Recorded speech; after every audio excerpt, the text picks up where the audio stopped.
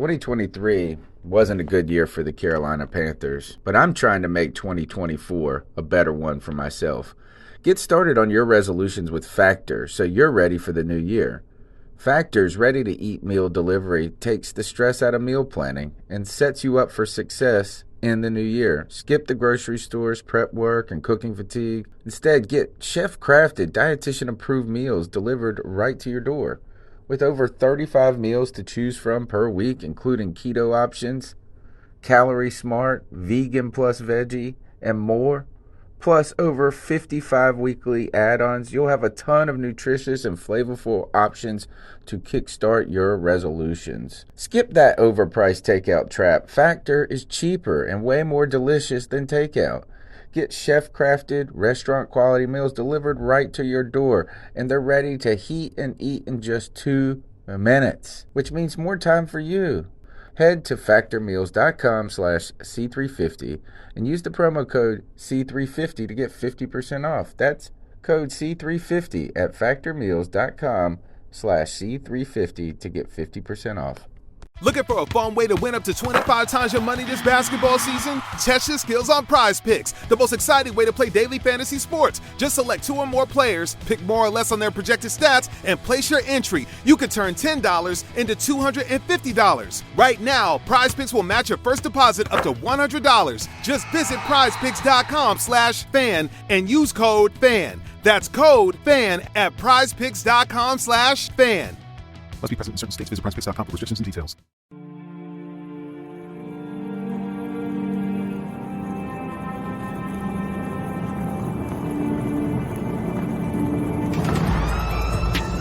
In a world where Carolina Panthers fans have an insatiable thirst for Panthers news and opinions, only one podcast roars ferociously. It's the C3 Panthers Podcast. Our house is burning down. Our house is burning down. Oh my goodness. It's worse than we could have ever imagined, folks. Watch, all of a sudden today, Matt Rhule goes on the radio to address Panther Nation about the 2021 season and beyond. And like the Wizard of Oz, when they pulled back the curtain, it is worse than you expected. Worse than you expected. Our house is burning down. Sound like I don't know if you guys have seen Revenge of the Nerds. Our house is burning down. It's a circus. It's a circus. I cannot tell you, Cody, how bad it is. The words that keep coming out of this man's mouth it's awful. It's awful. It's the C3 Panthers Podcast. Here's my co-host, Cody Lashney.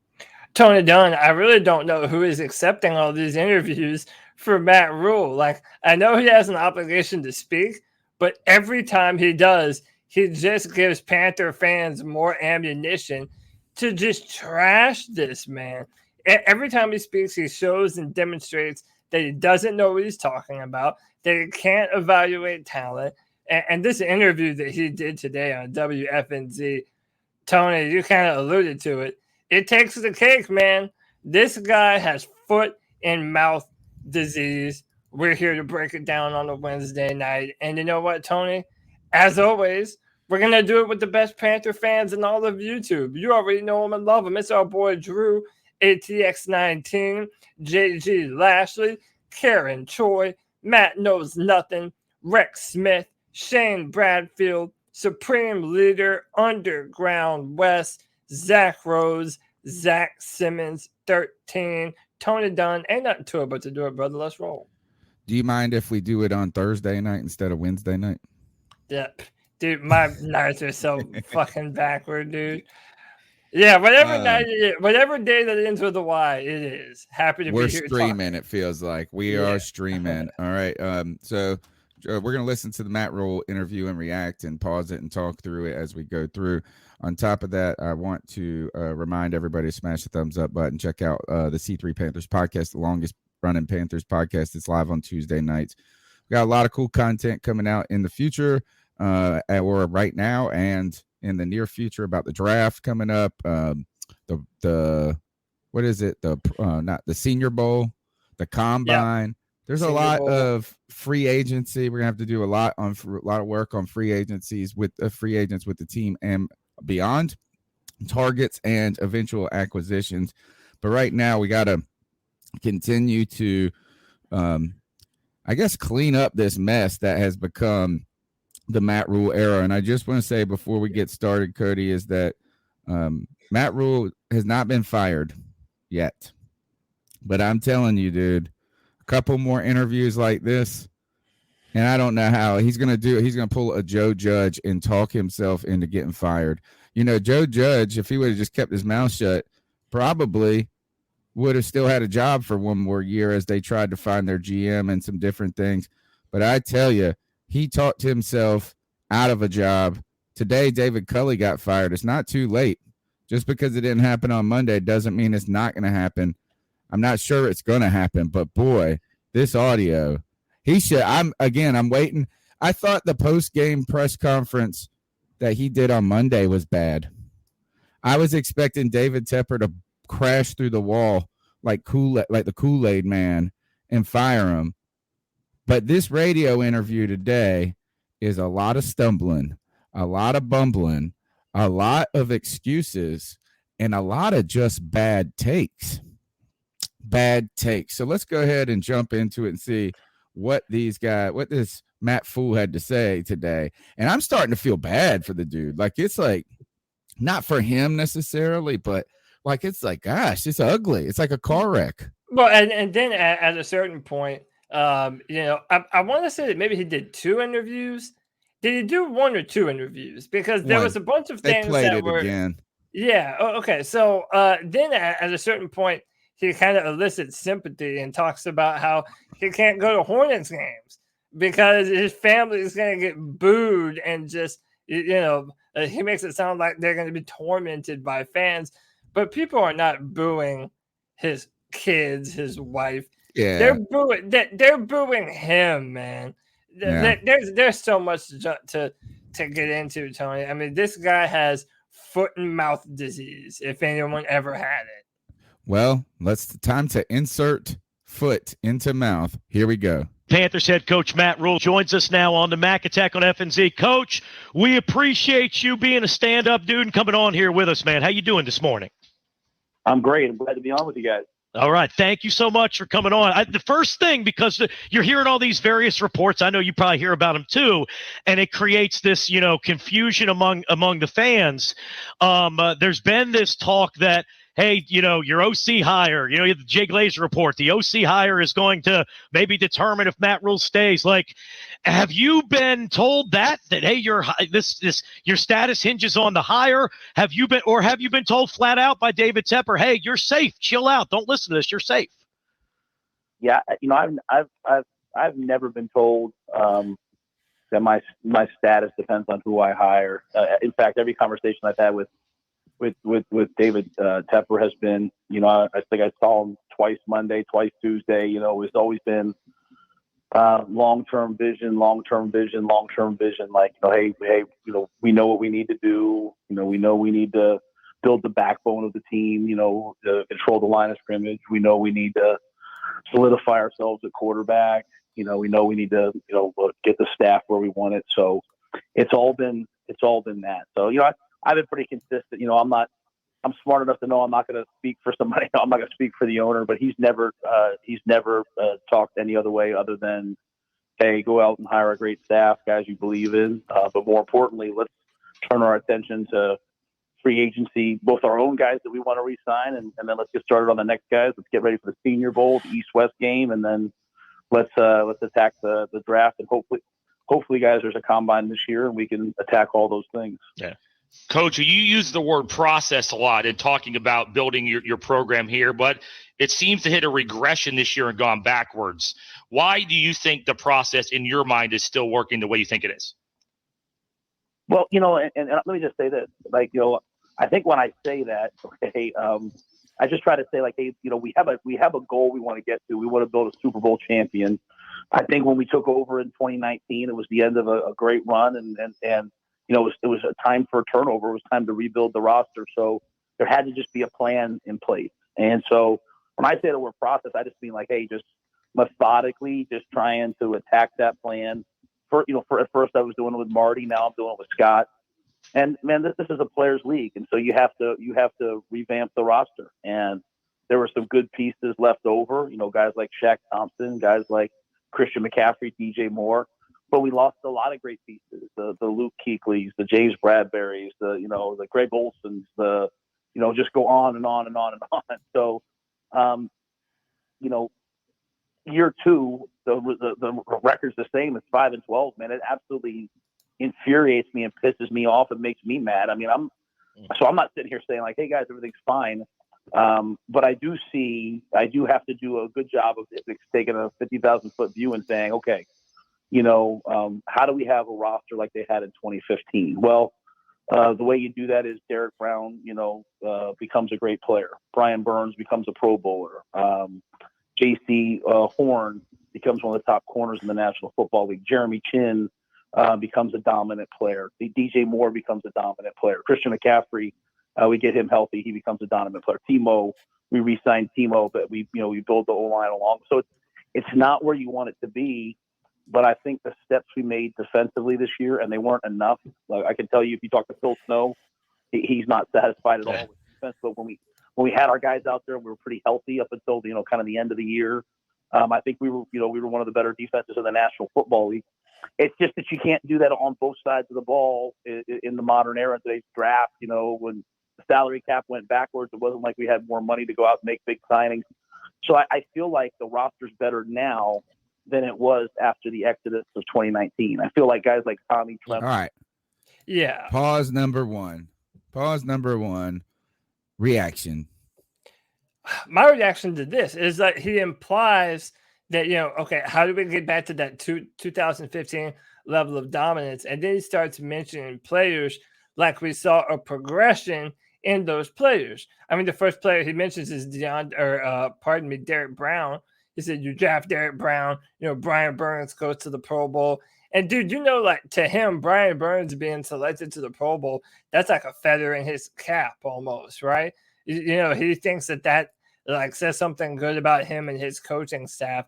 To me, it's ridiculous, And when he talks about this process, I mean, it's everything that Matt Rhule says sounds good in theory, but then you realize that there is no method to the madness. If they had a process of actually getting better and they were attacking each and every step in order to continue along that process, then all they did was fail this year because they never got any better. So it's like, if they're not, I think that they're defining goals, but they're not helping the players actually develop towards those goals. I don't hear anything about an actual process. I just heard him talk about adding better players or needing to get better players, right? And continuing to add good players. He acted like the roster was completely devoid of talent in the doldrums of kind of like a Jacksonville, you know what I'm saying, where you're taking over something that has been historically bad, or a Detroit type environment, right? And while the Panthers did have an aging defense, right? Last year they came out and went 5. They haven't gotten any better. It says actually they've stayed the same for the last 5 years or 4 years, right? I mean, it's been 5-12 every year, it feels like. But here's the thing is that you can't say the process is working. The process is working when you don't define a process. You deflected to just like, hey, we got to add better players. But what this didn't demonstrate was a understanding of how to build a roster. It didn't talk about kind of here's year one, work on the defense, year two. What was year two plan then? Yeah, like how, like what went wrong? What was supposed to be different in year two that you guys weren't able to do in year one? And how did you improve upon that? And they didn't. They got worse. And they even asked them that later on in the interview as well. My man said we should change our name to the Hornets podcast. Right now is a good time. I mean, it would have been a tough podcast to have for a long for a long Yeah. time. It feels like that's what we're actually walking into. The Panthers are becoming what the Hornets were. Yeah. The next thing is what are you talking about with the salary cap rolling back? And you can't do what he basically said is that it was a shit show mess and I can't fix it overnight. Yeah. And then he uses like problems with money, COVID, you know what I'm saying, because the cap didn't expand as much as they thought it was going to expand, but it didn't go backwards. The cap hasn't gone backwards in years. It may have stayed similar than it was, not jumped as much as it was supposed to. But what this doesn't do is answer the question at all. And in fact, the fans are not upset that the Panthers just had a losing record. Winning 2 more games, I don't know if it would have changed my outlook that much on the team. Right? Is that it looks disastrous. It sounds like there is no plan. It's like he's like what's the Bird Box movie? When they're like floating around with a blindfold on. Oh yeah. I mean that's what Bird Box where they couldn't see. I mean anything. that's what the plan is. The plan is to float down the river blind. Yeah. Let's hear some more from Matt Rhule. Brady Christensen, Terrace Marshall, like they got their feet wet this year, but they're going to be good players. So when I say the process is working, I don't mean that we had a good year this year, and I don't mean that anyone shouldn't be angry about this year. But I just believe that this is a players' league. This is a talent acquisition league, and we lost a lot of great players at the end of 2017, 2018, 2019. I go back and watch that All or Nothing sometimes. That they did. I think it was 2018, right? We were bad. I mean, it's Julius Peppers. It's Ryan Khalil. It's Luke Kuechly. It's Greg Olson. It's Cam Newton. It's some of the best players to play this game. It's Pro Bowlers, Hall of Famers. So the goal is to get back to that type of a roster, and that's by developing our own players, but also bringing in a bunch of young players, and then hopefully now being able to have some money to sign some guys in free agency to help put us over the top. Coach, you talk about building that roster, right, and building it back and getting back to where we have this next generation of great players in Carolina. The way you've gone about building the roster, and it was you with Marty for 1 year, you and Scott Fitterer for this second year, it's been very heavy on the defensive side of the ball, and I love watching this defense play, and it shows, right, from 18th to 2nd in the rankings. But the offense has really struggled as a result of that. The offensive line, it feels like, hasn't been addressed, near sufficiently. The quarterback situation is still in flux. Like, do you look at this and still believe we're doing it the right way? Or do you kind of look back and wish you did it a little more balanced in terms of, maybe addressing some of that offensive stuff and not going so heavy defense? Yeah, it's always hard. I'll be honest, not because that's my ego or because I want to say I was wrong. It's hard for me always to say, hey, we made a mistake here because that guy's still playing for us. And I'd hate to hear one of our players hear me say, like, yeah, I never should have signed this guy, right? So I hope when you guys hear me and when fans hear me and I don't throw a player under the bus, I want to throw him under the bus. Like, one thing I know I didn't do this year is the guys played to the very end of the season. We never lost the roster. And one of the reasons why we never lost the team is because we never blamed the team. It was always, hey, we have to just get better. And all that being said, if I'm being completely honest with you guys, like when we got here, we thought because in free agency, we went out, we got Robbie Anderson, we signed Russell Okung, who was at the time was a Pro Bowl left tackle. We tried to address the offense, which has been in pretty good shape. Like the year before, Marty had drafted Greg Little in the 2nd round. So we had Taylor Moton at right tackle, who looked like was going to be a guy that we would re-sign, which we ended up doing. We had traded up to draft Greg Little before I got here, so there was a young left tackle who had been hurt, but it seemed like, hey, maybe he's the future. We added in a Pro Bowler. When did they think that? We had Matt Paradis doing. All right, hold on. Marty Herney thought that. He's saying that the previous. Do you know how long ago that was, though? Yeah, dude, it's embarrassing. It didn't just happen the year before. Greg Little didn't make the roster with Rivera very well, right? Isn't that, we're talking about, when was Greg Little drafted? 2017? Yeah, I believe 2000. 17 because it was right after Brian Burns. It was either 17 or 8. Yeah, I believe it was 17. I'm about to look it up. Yeah, no, you're right though. And then he like goes on to blame 2019. Oh, okay, it was 2019. Really, man. Yeah. So I guess he just had 1 year before he. But came even here. still, it's like it goes down to an evaluation thing. I mean, you can go back to Greg Little's college film and see that he wasn't an adequate left tackle. I mean, I remember saying but that was 2 years ago, right? Yeah. You know what I'm saying? Like that was 2 years ago, and we just watched the worst offensive line. It got worse. It got worse. So you're acting like that was a miss. Yeah, it was a miss, but we got worse after that too. Let's keep. I mean, because like he went on that team last year, we traded him, right? We traded him to the Dolphins, right?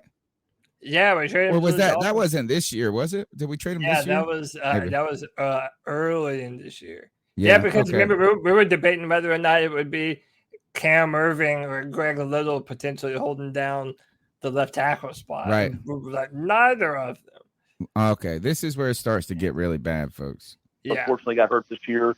So the offensive line, just kind of where we are right now, was not where we were, going into 2020. You had Ian Thomas, who people were high on, and Chris Manhurst, who ended up getting paid a lot of money. So I think we tried to address the offense that year. You had CMC.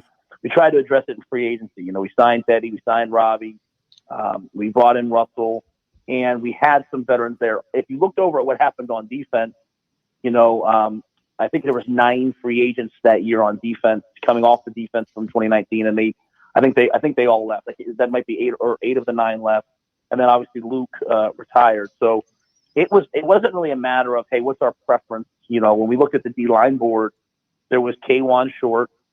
At outside backer, there was Brian Burns and Marquise Haynes. I think there was F.A. Obata, and there was no one else. Marty had already decided to let Mario go. Vernon Butler was leaving. Gerald McCoy was leaving. Terry Poe was leaving. I might be forgetting somebody. So it was like, how are we going to line up on defense? Not necessarily, hey, my preference is to rebuild the defensive line. So all that being said, last year in the draft, you get to the draft, you're sitting there saying, hey, we're either going to take a corner because of our issues the year before, or an offensive lineman. You had Penny Sewell, you had J.C. Horn. Penny went before us. J.C. was there. Guys, I'll be honest with you, I think J.C. Horn's going to be a fundamental piece of Carolina's success for a long time. I would take J.C. Horn again, and I hate that he got hurt, but I'd take him 10 times out of 10. Yeah, but you passed on Slater, though. Passing on Rashawn Slater in hindsight, I think frustrates a lot of fans. Yeah, and that was a harder decision. Rashawn hadn't played the year before. He wasn't ideal tackle size. There was a lot of questions as, hey, is he a guard? Same thing with Elijah Vera Tucker. And it was really, hey, are you going to take a guy who's a guard at this number? I think Rashawn, I've had a chance to go back and watch Rashawn. He's playing out in the Chargers with a really mobile quarterback. He's a really good player. He's playing with a mobile quarterback. Whole year. I mean, if you go back to that Saints game, I mean, he was dominant. Had he played the whole year, I think people would be really excited about JC. But we both know that the issues are the issues. When you lose games, then all right. Here is the first. God, dude. Here's the first problem, right? Is that at some point you might just need to say less, right? Is that because at the end of the day, you got to know that you have been taking heat for the arm length comment in Brady Christensen. Yes. Right. And you have doubled down on it throughout the season, and you get more blowback. And then just on Monday, your GM takes a shot at you and says some people are all worried about arm length, but you can overcome that. Yes. What he said, when he says some people, he means Matt Rhule. And so here, now you've got a guy, and I don't know if you're like just out of tune with what's going on in the NFL. I mean, I can understand how that might be the case, kind of, if you're not watching and playing those teams, right? Is that you're so busy looking on your opponents and what's going on. But I would think that you would have some understanding of people and how they're doing in the NFL as a way of kind of guiding your future decision making a little bit. But Rashawn Slater is now arguably the best play. He had the best season out of any left tackle. And don't tell me it's because Justin Herbert's running around out there. I promise you that. That's not even how they're using Justin Herbert. No. And so what I don't understand, I do understand you believing in JC Horn. I do understand that we could be upset that, like, it's hard. It's easier for us to be upset about our pick when we didn't get to see him, right? It's like you had a shiny toy and you got in a car accident with your brand new car in the first week, and now you got the rental, right? But what this does, like, what you don't need to do is undermine another player out there who is having a phenomenal season. And then the fact of the matter is, he is blatantly telling the entire world that they do not know how to evaluate talent. What about Rashawn Slater's film? And by the way, Q Gibson said people weren't really high on Slater like that coming into the draft. Go back and watch the video that I did on this very channel about Rashawn Slater before he was drafted. I said that he was the best left tackle coming out in the draft, even better than Penei Sewell. But Tony, this is what depresses me. It pisses me off more than anything else about Matt Rhule, is that there is zero evaluation to what they're doing. What about Rashawn Slater's college film said to you that he would be a guard in the NFL? His arm length was never a problem for him when going up against edge rushers when he was playing at Northwestern. He was never bull rushed. It's not like he was undersized and was getting bullied by bigger, better, stronger talent. It never happened. It literally never happened. And it's the same thing with Brady Christensen. Brady Christensen had fantastic film playing left tackle at BYU, was one of the most athletic left tackles to ever come through the draft. And yet they evaluated him as a guard rather than a left tackle. It is the dumbest shit imaginable. And then he's putting even more egg on his face when Rashawn Slater, as you said, not only is he going to the Pro Bowl, almost an all-pro, but he looks like the best left tackle in football, Tony Dunn. He has flashes like that where he looks like the best blindside left tackle in the NFL. And then you want to equate it to, oh, well, he has a mobile quarterback. You know what that's like what he's trying to say? Oh, well, Justin Herbert could evade the pressure if Rashawn Slater ever lost his matchups. Like, bitch, please. He's saying that that Justin Herbert is making Rashawn Slater look better than he is. And I know that, well, maybe analysts, it depends on what analysts you were talking about, too, about how they evaluated Rashawn Slater. But he was number 2 on pretty much everybody's list of tackles. Right? There weren't many people ahead of him. Or there weren't a lot of people won't just not talking about Rashawn Slater. In fact, right. I mean, he was taken at 13. Right. Yeah. So, I mean, the Chargers, they thought he was good. Right. Yeah. The Chargers like that, and they needed a left tackle, and they didn't trade. And to be honest, is that he didn't even have the bumpy start like Penei Sewell did. I think Penei Sewell might even be playing right tackle. Yeah, right they kind of moved Penei Sewell from right to left. Yeah, but Slater, but like he had kind of had a slow start, and people were worried about it. And the hot take was that he was going to not be as advertised, but he's playing well too. He is. But here's the thing: is that number one, I think what Matt Rhule is failing to see here is that people aren't upset that we took JC Horn entirely. Right. Like, I mean, like, is that some fans are right? Some fans are easily saying JC Horn, we screwed up. But even me, who I believe that like a shutdown corner is a worthy pick, right? Yeah. And I saw the traits of an elite player. But Yes. the problem is that we didn't address the offensive line at all, really. You're waiting until the third round. Like, what it didn't seem is that despite you being in love with J.C. Horn, you didn't see it imperative to improve the line like you saw it was imperative to improve the defensive line the year before. Yes. Right? You saw that. And what about this does the conversation of we don't want to take a guard in the top 10, which I know how people say that, but I've seen guards go top 10 before, and you know what? They turn out to be great players. But then wouldn't you want to say the same thing about a defensive tackle, a run-stopping defensive tackle, that you don't want to take them in the top 10? Like your argument, like you've been making? Like, I mean, if that's the case, if Rashawn Slater's just a guard, well, then Derek Brown's just a D tackle. But by the way, if you also remember, the Indianapolis Colts took Quentin Nelson with the top 5 pick.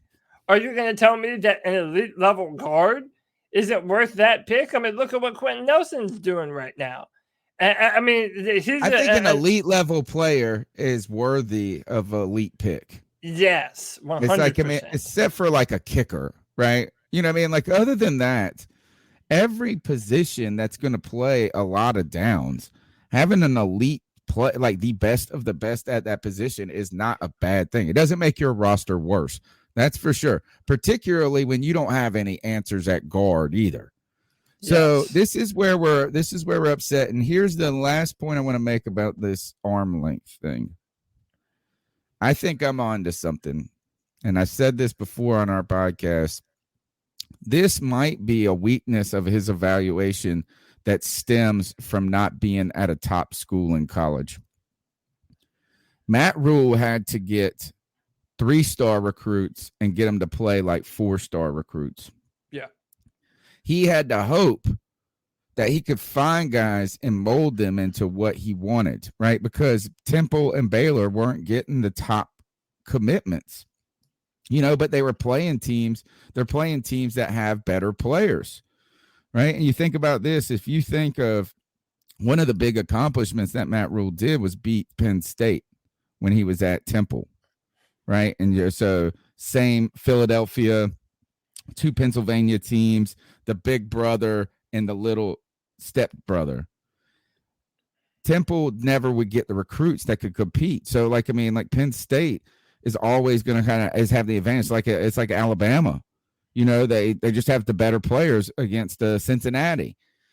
Now, Matt Rhule, I think, had to look so much at what players, what the attributes of what a tackle could be or what a wide receiver could be, and then go find guys like that were raw and teach them to be that. You don't have to do that in the NFL. You just get the best player. Yeah.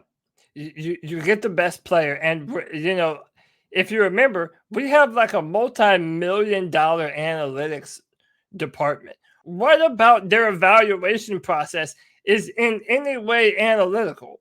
It isn't. It isn't at all, man. They're going with tropes from 20 years ago about positions. Like, these are the guys that would miss Russell Wilson was an undersized quarterback. Yet he was drafted, and most people think that guy's pretty damn good. So you would have passed on him because he didn't meet your size credentials? Dude, it's absolutely embarrassing, man. And what I think is the most embarrassing is that fans like us can go and look at Rashawn Slater on film and say, you know what? That's a damn good left tackle. I would love to have that dude on my Carolina Panthers team. And the fact that our coaches see it almost completely differently, like they're in the upside down. It's an entirely different thing than it actually is. It's 100% embarrassing. And yes, you made the point on J.C. Horn. Most of us think that J.C. Horn is going to be a damn good football player. No one really, he was my number 1 corner in that draft. But to think that a corner is more important than either a franchise left tackle or a franchise quarterback, both of which were available with that pick, and that you still took a corner and in the same season went out and got Stephon Gilmore and CJ Henderson, and you had Dante Jackson and AJ Bouye. Corner was not as big of a need as Not- left tackle was. And Not he to will. mention, you let Rhule Douglas walk in free agency, go to the Packers, and have the best season of his career. And Rhule Douglas was one of my favorite players on the team last year. And there were some moments where he got, exposed at times, but there was like nobody else around helping him. Also, it felt like, and he also made some very important plays. He's gone on and had so it almost is like this, is that I feel like if we go into free agency at the end of this year, my odds are that there are more quality defensive backs available than there are quality offensive linemen and quarterbacks. Yes. Right. And so Yes. that is important. And then I don't know. This is like, it's just like it's tone deaf. It's tone deaf, especially if you know what the problems are. And the problem is offensive line. Yeah. Like, this is not the best answer to give. Yes. The fact that he is a Pro Bowl left tackle, and then after the fact still says, well, we viewed him as a guard, therefore not worth the top 10 pick. But like you said, the run stuff in defensive tackle was worth the top 10 pick the year before. Yeah. There's no evaluation. The other thing is, I'm starting to worry that these guys are too combine aroused. Right. Yeah. And what that is like, think of like John Ross, who ran that super awesome 40 time, and then he got drafted by the Bengals at like a top 5 pick or something like this. Yeah, and like tore his hamstring instantly. It sounds like that this team, if this evaluation of Rashawn Slater, I think shows to me what this is like that fear, which the combine is supposed to verify what you see on tape, not change your mind about a guy who you didn't believe in the first place. So you don't find guys with bad tape and then they have good combine performances and go, you know what, these dudes are going to be great. You find people with great tape and then their combine performances prove the tape, verify that the speed, the things that the traits you believed in. And so wait, you're looking at that film, you're looking at Rashawn Slater, and you're like, man, this guy could be it. He's going to be a player in the NFL. He's going to be a starter in the NFL. We know that. And then you're like, man, he could play tackle. He could play guard, right? Looks like it. Yeah. And then you get to the evaluation day and you go, you know what? 1 inch too short on his arms. Damn. Sorry, not worth it. It's silly. And also, how many knowledgeable people have come out since then saying openly that Matt Rhule is ridiculous for even having those thoughts. That a player can't overcome, 33 or whatever, 32-inch arms, whatever Christensen has. That he can't, that he can't overcome that. And by the way, he even goes on to kind of like say later in the interview that he wished he would have played Christensen more at left tackle, like Panther fans were literally begging him to do this entire fucking season. And he wouldn't do it. It don't like this guy has no, you know what? He has not taken any accountability so far in this interview. Right now, the decision process has been fine. The outcomes have not been desired. That's what he's saying. Next, let's keep going. Everyone's going to be frustrated. I'm frustrated. You're frustrated. Yeah. Fans are frustrated. Then they should be. And so, passing on Rashawn, that's something that I know people bring up. I just hope you guys understand. For me, when I walk in that locker room, J.C. Horn has to look at me and say, like, hey, that guy believes in me. And I think he was on his. We thought he was on his way to Defensive Rookie of the Year. The way he played. He was playing great. So we'll see. We'll see how he plays moving forward. He looks healthy, and I know he's got an edge about him that is special. So, but we know where we need to go next. And I just think, for me, guys, to be able to turn the roster over in a year. And again, when I say turn, I'm talking as the coach. We had a great conversation yesterday. I mean, Marty ran the draft 2 years ago. Scott did a great job running the draft last year. I'm not sitting in my office, up in some tower, running the entire football operation, making the draft, doing the free agents. I'm a piece of this. I try to be a good piece of it. But there's tough decisions that are made that sometimes I have some influence in. Sometimes they're not what I want. But we're working Is as hard that as a we can lie? together to make the fans happy and I make kinda and, think and bring he's a winner lying. here. Pause it. That's a lie, right? Sure sounds like it. Didn't we just find out that Matt Rhule has like final say so on all football decisions? That's what was reported by Joe Person. But I don't know if it's a lie because David Tepper says that he brought in, he's like the peacemaker. Remember the interview he did at the beginning, like after the draft or something like that, and they talked about how he was the tiebreaker. Is that that there was putting in. I just think this is that it seems very strange to me that Marty Herney. It seems like this is we drafted all defense in 2020. That was Marty's choice, not my choice. Right? If this ain't a lie, it could be a lie, it could be part true, but it certainly is you deflecting blame to other people. Do you feel like maybe he heard what Fitterer said in Fitterer's press conference and like what Matt says here? Now it kind of seems like he's saying, hey, don't blame me on that. There's other guys that are making decisions about this football team too. It sure sounds like it to me, man. It sure sounds. Or you know what? Is that this ain't my fault. This ain't my fault is what he's saying. Now, right. What you're doing is that you just threw the former GM, all the good decisions because of me. Any mistakes and bad decisions, it's because of other people. Yeah. But let's not believe this. And this is where it is a lie, I think. You're trying to tell me a GM that we just had that been GM for 5 minutes for the Carolina Panthers was overruling you? Overruling you? Yeah, right. Overruling Matt Rhule. Oh, come on. Now it does make me wonder. Is that were there guys that were Fitterer's guys that he liked a lot, and like was Terrace Marshall Jr. one of these guys, or was Brady Christensen one of these guys, and that isn't who Rhule had wanted at the time, which there is some dissension going on right now. Absolutely, this right here is not stand up. This is not a stand up move by Matt Rhule. No, I personally think that Fitterer and Matt Rhule don't get along. I'm starting a rumor, dude. Matt Rhule and Scott Fitterer don't get along. You heard it here first. Dude, the way that they're kind of like subtly taking shots at one another now that the heat is on. And listen, This is why you don't do it the way we did it. We've said this from the beginning. You don't hire a GM and a coach separately because this is what happens. Yes. This is always what happens. I believe that Fitterer wasn't Matt Rhule's choice for GM. I still believe this.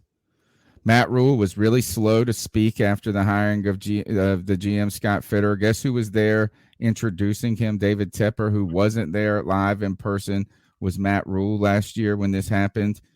I think that Matt Rhule wanted someone else, and David Tepper wanted to kind of get a balance check or a counterweight to Matt Rhule and got Scott Fitterer, because I remember the press conference or when he did a Zoom meeting interview about the hiring of Scott Fitterer in the process, right? And he didn't seem like overly ecstatic to be working with Scott. He was just like, yeah, we're going to, I'm looking forward to it. It just seemed very mild. Same thing like after we signed Cam Newton. It was the same kind of temperament. Like he was forced into something, and now he was giving you all the cliche, answers about them being brought on. Oh, they're a great person. I'm excited to work with them. But I agree with you. If you hear this part, well, listen, I want to listen to this one more time. This one little part, because this is where it goes. Oh crap! This dude ain't ready. Yes. Matt Rhule is we were sold with it's so crazy. What we were sold as Matt Rhule's strengths have not been it. They have not become he's not been this teacher, right? He has not had this steady the course builder mentality. It has been we got conned. Here, listen to this. Just Yeah. the way he plays. He was playing great. Saints game. So we'll see how he plays moving forward. He looks healthy, and I know he's got an edge about him that is special. So, but we know where we need to go next, and I just think for me, guys, to be able to turn the roster over in a year, and again, when I say turn, I'm talking as the coach. You know, we had a great conversation yesterday. I mean, Marty ran the draft 2 years ago. Scott did a great job running the draft last year. I'm not sitting in my office, you know, up in some tower running the entire football operation, making the draft, doing the free agent stuff. I'm a piece of this. I try to be a good piece of it, but there's tough decisions that are made that sometimes I have some influence in. Sometimes they're not what I want. But we're working as hard as we can together to make the fans happy and bring a winner here. Sometimes we're talking to Panthers head coach Matt Rhule here on the. Did you hear that last part? He said sometimes they're not what I want, meaning the decisions. Yeah. This is not the team guy. For a guy that preaches team. Yeah. Team, the brand that's bigger than the player's name type thing. Like, I bet you, like, he's the type of guy, like, that's going to be his suggestion. He's like, let's take the nameplates off of the jerseys. And because it's about the logo on the front, not the back, you know, or whatever, on the shoulder, not the name on the back. It's about the brand. Dude, this is Joe Judge. Joe Judge just got fired. You know, Joe Judge talked himself out of a job by saying weird, stupid shit like this.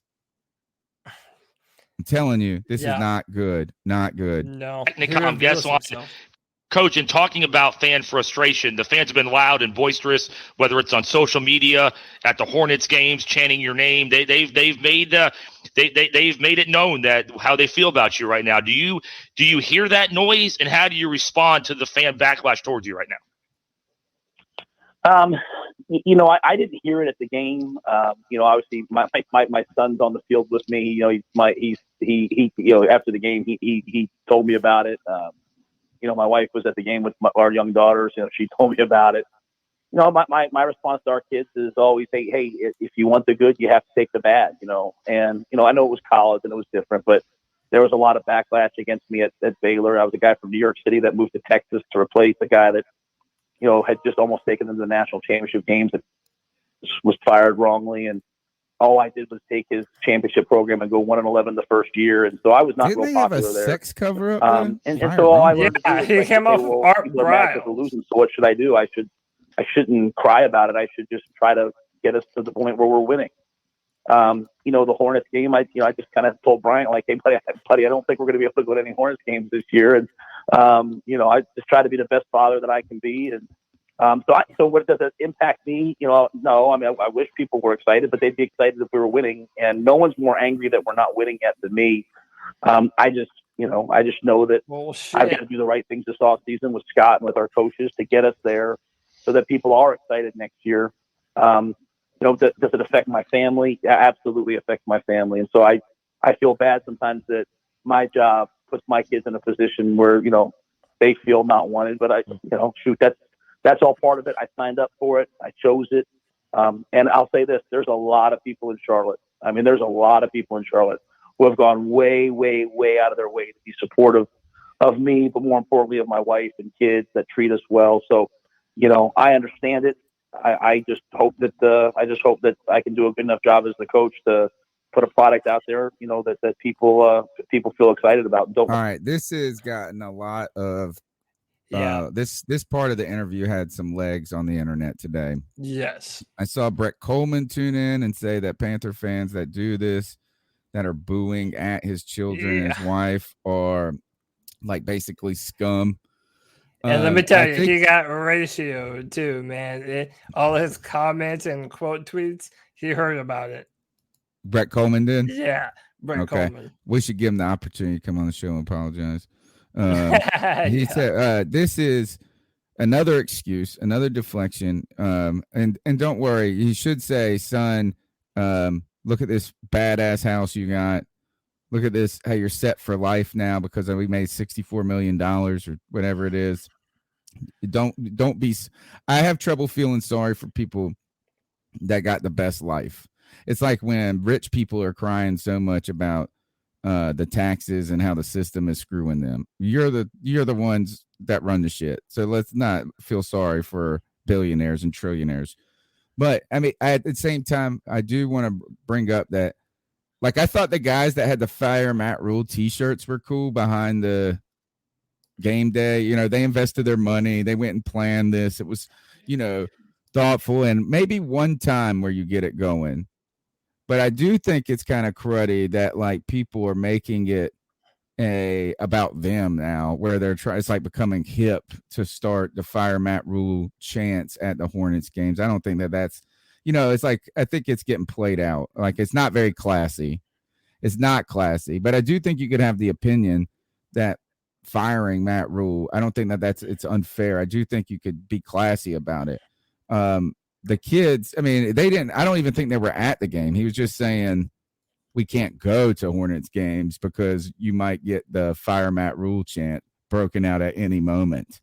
The last point I do want to make is, again, this sounds tone deaf to me. We win 2 more games. They're not calling for me to get fired. And I don't think that is the problem. The reason that people want Matt Rhule fired is interviews like this, where he said, I'm not the guy up there making the decisions. You know, yes, you are. Yeah, he is. And we literally found out that he's like the chief decision maker in the building. He lied in this interview. Then again, this is what you do: is you say, I can't fix this. I got handed a mess. Yeah, well, you know what? Coaches that get fired, take on new jobs, don't take over.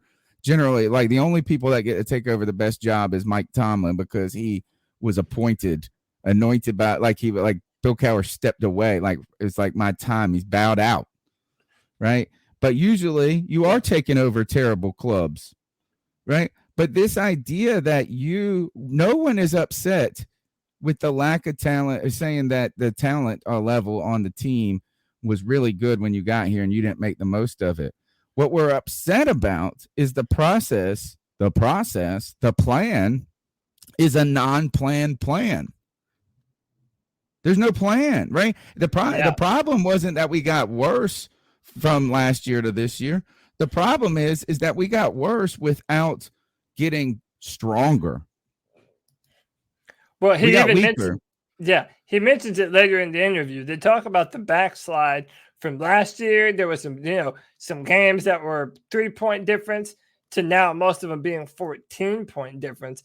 And it goes back to that process thing. Matt Rhule doesn't have a process, because if that were true, we would see some of the better players on the football team taking another step this year. I keep on saying Deontay. Derek Brown was benched this year. And he was just saying that he's got to be an elite player, and you benched him. Yeah, none of our players are getting better because of you. Even Brian Burns, a lot of fans, myself included, kind of feel like he ended up getting picked over Hassan Reddick, who was far more deserving to go to the Pro Bowl.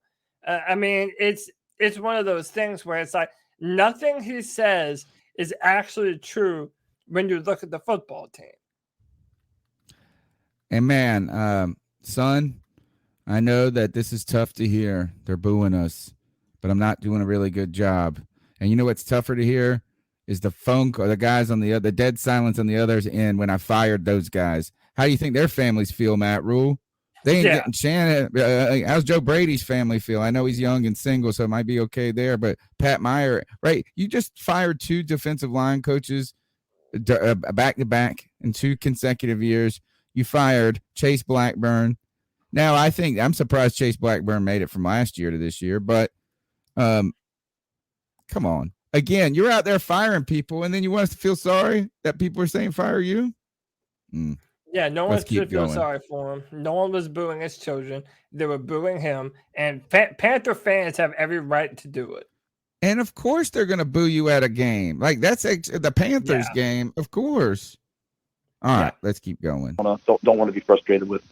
Matt Rhule with us here talking about the situation with the Panthers right now. Coach, we got to talk about the quarterback situation while we have you here, and that's another one that frustrates us as Panther fans. I've looked at it like, you've gone after guys that, to a schmuck like me on the outside, it's appeared like when you signed him, well, that guy's not going to be the franchise quarterback. And you have not gone after a young one in the draft, had a chance at a Fields or a Mac Jones this year. Like, what has been the thought process on, Teddy and Sam? Because someone like me on the outside, it looks like you're throwing darts at the wall while you're blindfolded. Like, it just looks like long shots that they will be franchise guys. I love the question. Yeah, I think the thought with Teddy 2 years ago was he was coming off. He was a first-round draft pick. He had taken his team to 13-3 in Minnesota, and then had that terrible knee injury. Had gone to New Orleans, had won 5 in a row, and so we weren't the only team. We were bidding against some other teams to try to get. He obviously knew Joe Brady's system. We thought, okay, he's a guy that can come in here, and I think part of the problem was part of the thought process was, hey, let's stabilize the position, get a good veteran in here, and then when the chance comes to draft what we think might be a franchise quarterback, and the numbers on hitting on franchise quarterbacks are less than 50%. I think we all know. I think it's like in the 20%. He's scared. But let's get a veteran quarterback, kind of like the Chiefs did with Alex Smith, and then if a Mahomes comes along, let's take Patrick Mahomes. So when I say Mahomes, I mean the guy in the draft. So that was the thought process. You had the opportunity obviously to. Teddy, we had some close games.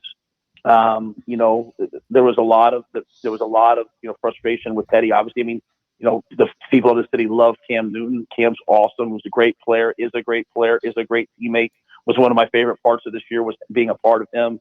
There was kind of Teddy struggled through the end of the year, got banged up. We made a decision organizationally just to hey, you know what? Let's try to go get a younger quarterback now and see what happens. So obviously made some runs at some guys. Almost thought we had some guys that could have been franchise quarterbacks, to be quite honest with you.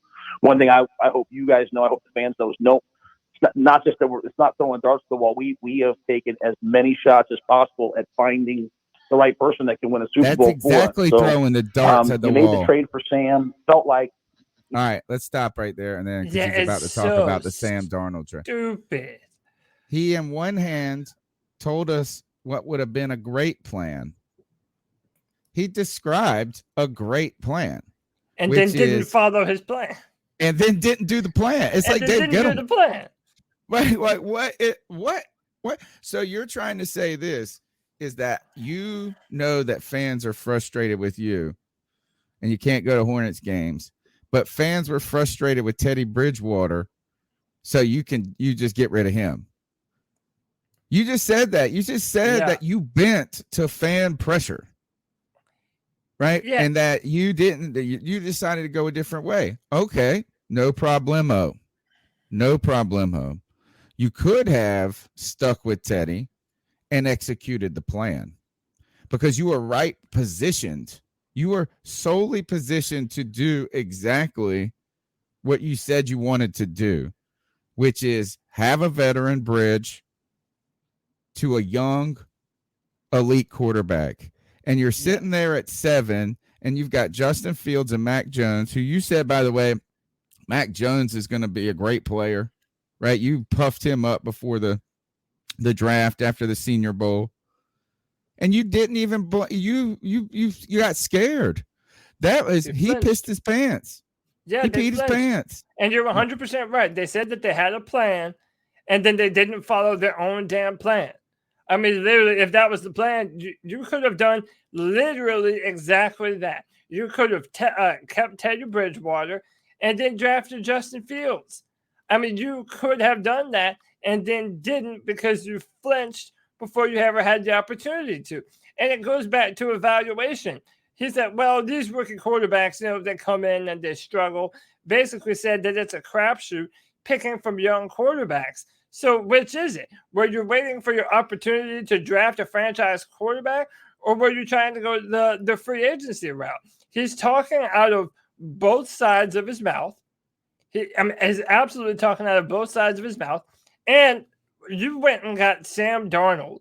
What did Sam Darnold ever show you to demonstrate that he can be a franchise quarterback? Tony, that's what I've been saying to you. I was down for this for 1 year. if you were able to put pieces and talent around Sam Darnold. But now to think that we're going to be doing this again, and then these lame brains who can't evaluate offensive line talent to save their life, they're supposed to be the guys putting players in front of Sam Darnold? No fucking way, man. Did he just tell us, though, that they were getting after? Did he let the cat out of the bag that they were really pursuing Deshaun Watson? But in that answer? Yeah, he says he says we were making a run at some elite players. Here. Come on, play. All right, yeah, I think the thought with Teddy 2 years ago was he obviously knew Joe Brady's system. When the chance comes to draft what we think might be a franchise quarterback, and the numbers on hitting on franchise quarterbacks are less than 50%. I think we all know. I think it's like in the 20%. But let's get a veteran quarterback, kind of like the Chiefs did with Alex Smith, and we had some close games. There was a lot of frustration with Teddy. Obviously, I mean, the people of the city love Cam Newton. Cam's awesome. He's a great player. We made a decision organizationally just to hey, you know what?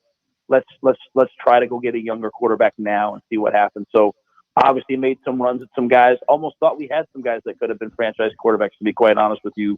One thing I hope you guys. So who is it? Because you did make Stafford. a run at Stafford, but he's not young. No, he's not young. He's not young. That's a win now move, right? But Deshaun Watson is a young franchise guy. So I think that tells me that they were trying to get Deshaun Watson.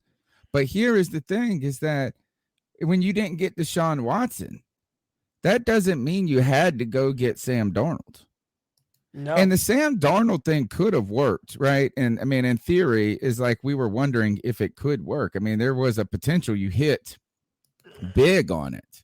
Right? Like, I mean, if he works out, all of a sudden you get, but the odds of that are not in your favor, right? It's still a long shot, kind of. And it was is that now what do you do? And it really, if you should have stuck to your own plan. You should have stuck to your own plan. You should have kept I just wonder if that, man, I told Ted, I said that Teddy couldn't have been right about when his criticism of the coaches, how they didn't practice the right things enough, about how he was critical getting play calls in late and things like that. I didn't like Teddy Bridgewater because he didn't fall on the sword. But it seems like this is that maybe he's just taking a cue from his coach who doesn't fall on the sword. And it turns out maybe he was right. Maybe he was right. This is a mess. This is a mess. They could have drafted the guy right there and stuck with Teddy. And I don't want to hear this shit about Cam, right? All right. So you already made this big giant decision to move away from Cam. We were upset about that. But you know what we weren't upset about was the idea of trying to build for a future. Right. And that's the thing is like a lot of people I thought that we would be, if we would have kept Cam, the fear was he was going to get hurt again. And if Cam got hurt again, I thought we would be in the same position that we were actually at the end of 2020, which is in the top 10, maybe trying to get a quarterback. And we did that with Teddy. And you got a guy that you say is knows the system, knows all of this. He would have been a great mentor, or you would think he could be. Actually wouldn't, because him and Drew Lock have been not the best duo or teaching, but he would have known exactly. He got paid a lot. It would have been a nod that this is our plan to move towards the future, but we're still rolling with you for 2 years. Yeah. Give you an this is where it got real bad here. It's only going to get worse. It's still getting worse. This is like he's circling the drain, bro. Here you go. Guys know, I hope the fans know. No, it's not just that it's not throwing darts to the wall. We have taken as many shots. What? Oh, it stopped. Stop. Just Boston's had struggled balances, and as you referenced it, we haven't passed on many quarterbacks in the draft. Most of the guys, the Justin Herberts, the Joe Burrows, the Tuas, the Trevor Lawrences, they've all gone before us. The two quarterbacks we passed on in this year's draft were Justin Fields and Mac Jones. Mac's had a really good year. Justin's had struggled, had a tough year, but I think Justin's going to be a really good quarterback. And Sam, we just kind of put Sam in that group with those young quarterbacks. Saying you think they're going to be good players. Time will tell. I think Sam looked really good for 3 games. I think Sam's last game, he played pretty well. Obviously we brought Cam in. I think Cam showed all of us the things that he can do. His impact on the team was strong. So yeah, there's no doubt that moving forward, no matter who it is, whether it's the quarterbacks on the roster, off the roster, that we need that position to play well. No one wins in the NFL without their quarterback playing well. But in terms of who we passed on, I think Mac Jones went into a really good situation that fits him. Justin went into a tough situation. Both those quarterbacks will have time to play their careers out, and we'll see how they do. Yeah. Sam's at a pivotal point in his career, and we obviously will continue to look and see, hey, what's the best thing for the Panthers at that position. Coach, did Brady Christensen show you enough to be a left tackle for you guys, or is the search still on to find that left tackle? Listen how infuriating. Yeah, I think Brady showed us enough, to say that he can be a left tackle in the NFL. It's just one of those things. It's like a hierarchy, right? Like if a guy that's going to be a first team All Pro left tackle shows up in the draft or in free agency, Brady gives us the flexibility. I think he's a 5-position guy. So if we plug a guy in, depending on what the Panthers end up doing at 6, if it's an O-lineman there that we think is like day one, plug him and play him and let him start for 10-year type of a guy, then to me Brady just instantly becomes a starter at left guard, right tackle, center. But he can play left tackle. I think when you compare his games at the end of the year to some of the other tackles in the league, he looks about the same. So the other tackles, other young tackles. So you talk about regrets. After the Giants game, we played and he got a little overwhelmed at the end of the game. You know what? We probably should have just left him in there. We didn't want to play him too early. Didn't want to crush some of those guys with young O-line and confidence. But looking back now, we probably should have played him earlier and just let him really build some momentum throughout the rest of the year, as opposed to swinging him around. Right, so we don't want to crush his confidence, but we bash him in every post game interview about having T-Rex arms. Right, this is malpractice, dude. He is now just saying all the things that we have said. Now he's saying he's wrong. Right? And it doesn't make any sense. I don't understand how you think that Justin Fields is going to be a really good quarterback, but just not with us. Yeah. I don't understand how now all of a sudden Brady Christensen can play every position and he looks like other good young left tackles, but you don't think he could be a tackle.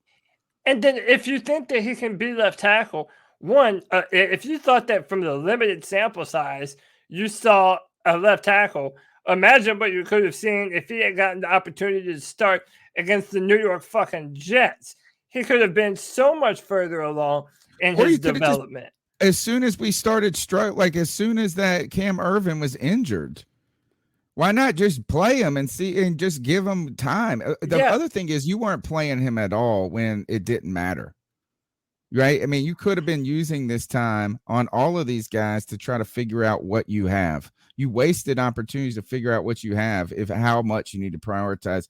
I want to go to a couple of comments in the chat room. I think CK, co-host of this show, part of the C3 crew, he's saying this. I think he's right. He's acting like now he's going to just have to wait and see what happens in the draft, what Scott Fitterer does, what Scott Fitterer screws up, and to see he act like he's not part of this organization. And then the other thing is I love this comment from Brotsman Sachs. He says, "Hello, Panther people. This was recommended to me in my New York Giants suicide hotline. Did you guys make the same mistake with the wrong coach?" The irony of this, there's a lot of irony to this, is because Matt Rhule played the Giants against David Tepper and the Panthers in order to get more money here. Right. And so then the Giants, after they missed on the guy that they wanted, surprisingly, or I don't know why Gettleman would have been. It's interesting that Gettleman wanted a college coach when he's never had any ties to college. But then they go and get a nobody in Joe Judge, and they do what the Giants do best is when things go bad, they try to tap into their history. The Giants love to do this, is that they go think about even bringing Dave Gettleman to them back is tapping back into their history. But Bill Belichick was under Parcells in the glory days. So then so they call up Bill Belichick and they say, who you got that would be a good fit for us? And they give him Joe Judge. And then Joe Judge comes and he says all the same crap that Matt Rhule says. Right? Yeah. Build it right. And then it was a disaster. By the way, they have the same exact records. What, you mean in the 2 years? In the 2 years? Both of them are 10 and 23 or whatever it is. They both won 5 games each year, I think.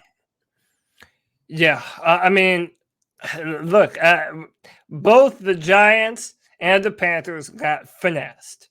It happens, and I think it happened even worse to us because of how much we're paying Matt Rhule. But going back to that part that you just said, like, why is he so intent? If you believe that Brady Christensen is a left tackle and he looks comparable to other young left tackles in the NFL, which, by the way, includes Rashawn Slater, includes Penei Sewell, includes Tristan Wirfs. If you think that Brady Christensen is at all comparable to that, knowing how hard it is to find a franchise left tackle, why are you so intent upon moving him all around the offensive line? You're trying to fit a square peg into a round hole. You are putting Brady Christensen in a position to fail because now he has to know he has to know how to be able to play guard at a moment's notice. He has to know how to play left tackle at a moment's notice, especially after Cam Irving continued to get hurt. And then it's also, if you remember, the first time Cam Irving couldn't go, they made Taylor Moton play left tackle the first time and put Brady on the right side. So why couldn't you give Brady Christensen that opportunity to start at left tackle initially? There is no rhyme or reason. Well, why wouldn't you just let him play guard? Yeah. How about that? It's like, round guard. Even if you think his long-term home is at a guard and you truly believe that, and by the way, his long-term home is with the Carolina Panthers right now because, we're going to have him for the next 3 years, right? And you're going to make a decision. If you think he's a guard, I don't know if you noticed, Matt Rhule, but our guards sucked this year. They were fucking terrible this year. In fact, there's an argument that they were worse in the tackle position. Yes. And by the way, they had him rated as a second-round guard. They had him rated as a second-round guard. Tony, if you draft then play him. Yes. You won't take a guard in the first round because he's a guard, but you got a guard that is a second-round grade in the third round. Why ain't he playing? I know you picked him in the third, but you had him graded as a 2. Yeah. What does it take to be a starting guard? You got to be drafted between 20 and 30. Any other NFL team, I don't care what anyone says, if you drafted a guard in that you had a second round evaluation on, you would be playing him almost instantly. By the way, Creed Humphrey, the center for the Kansas City Chiefs, rookie this year. The Panthers could have had him too, but we traded out. We could have had Brady Christensen, and we could have had Trey Smith, who we took a long snapper over Trey Smith, and both of them are starters and badass players for the Kansas City Chiefs. Dude, I'm telling you, wait until you all see what Deontay Brown is able to do when this man finally gets an opportunity to play meaningful NFL snaps. Deontay Brown will be a full-time starting guard for us, just like Christensen is a full-time starting left tackle. Dan Floyd says, did Taylor Moton struggle for us? Look, Taylor Moton didn't have his best year. He didn't have his best year, right? He wasn't just some dominant force on the right side. But you know what? I don't remember him just getting beat to smithereens all year. And it just seemed like the line at this point was a collective failure so much that it would be like, how could you be really good at your position when everybody else is so bad at their position, right? So, I mean, like, it's a rising tide lifts all boats. Well, right? especially on the offensive line, too. Those guys, all 5 of those guys are basically like one position. They work in tandem. But our problems really weren't on Moton, though. You know what I'm saying? But that's what I'm saying. Like, for Taylor Moton, it's hard to judge him and say that, you know, he had some bad moments this year, but look at everything around him. He's literally the best player on our offensive line by a country mile. I think, too, is that really you saw like what teams did to us.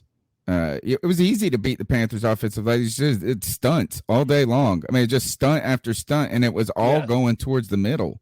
It was all really going toward that is how you beat the Panthers. The pressure came straight up the middle every time. So I just don't remember it just being an awful year for Moton, but it was an awful year for the offensive line. So, and you know what? They couldn't get him. They didn't put him on left tackle. You know, so that didn't work. It just didn't see these. What he's saying doesn't make sense to me.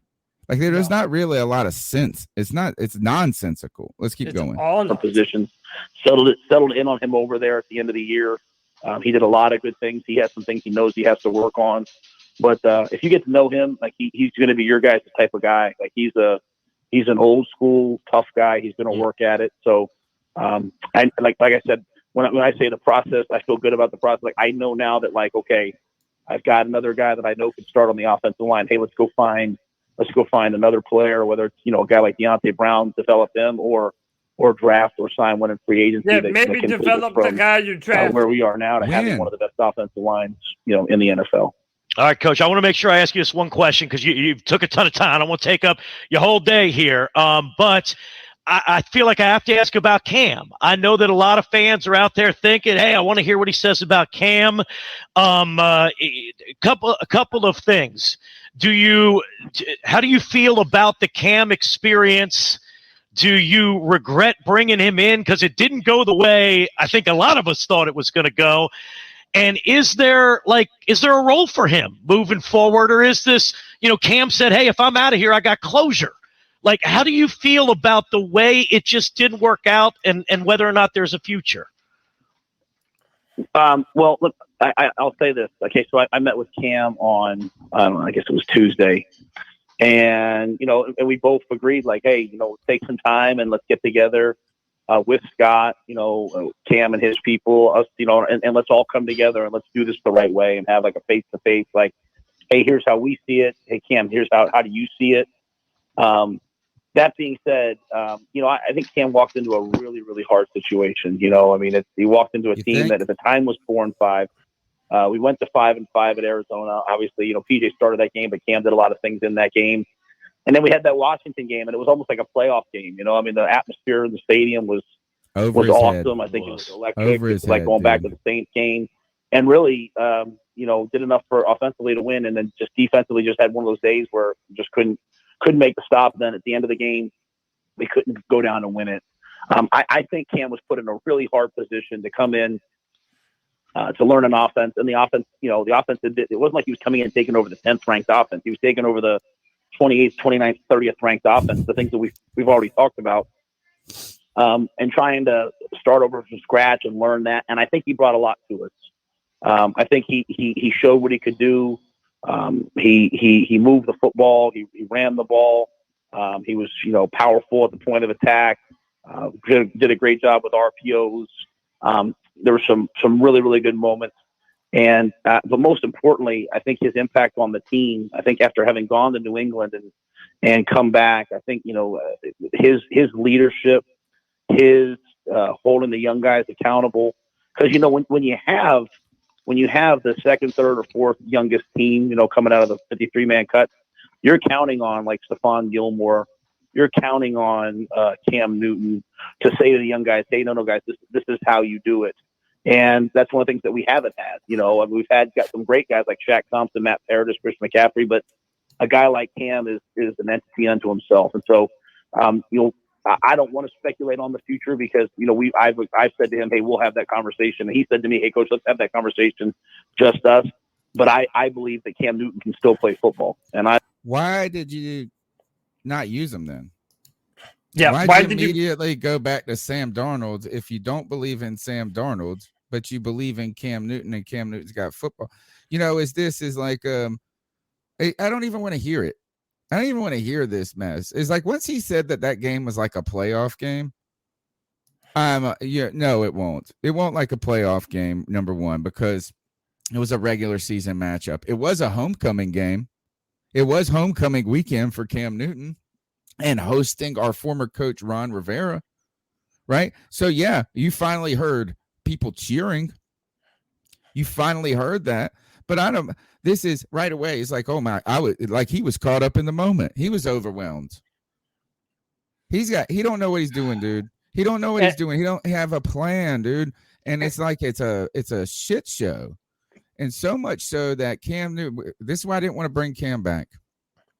And it's we did him wrong again. We ruined his career twice. Like the fact that Matt Rhule doesn't have enough wherewithal on the goal line on 4th and inches, you don't have enough wherewithal to run the most dynamic, powerful red zone threat the quarterback position has ever seen, let alone the last decade. You don't run Cam Newton in that scenario.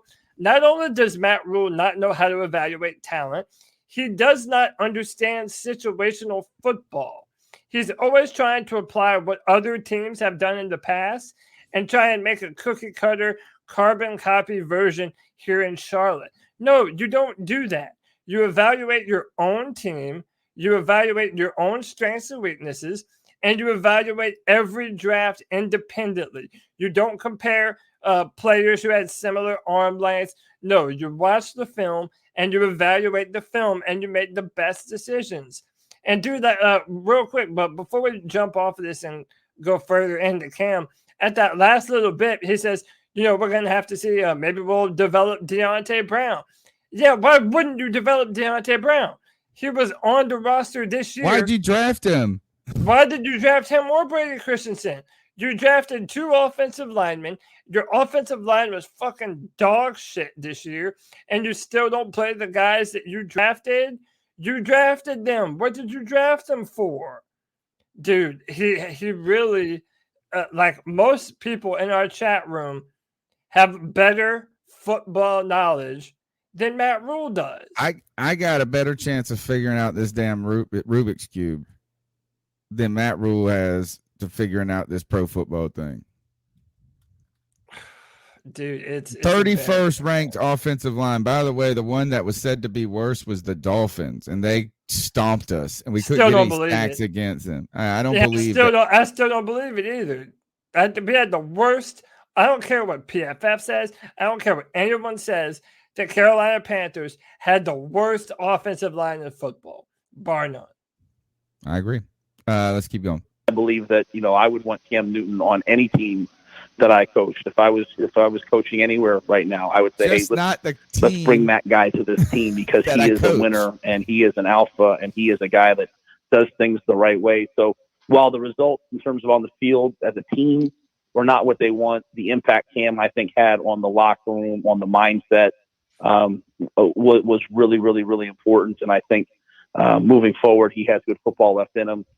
I just think there's a lot of things that have to be done, and they have to be done the right way between the Panthers and Cam to make a decision about where he is, moving forward and what he wants to do. All right. So, you are the one that moved on from Cam, right? But I want him on any team. And I also really think this is that Matt Rhule is a cuck. I think he is. He says alpha more than anybody.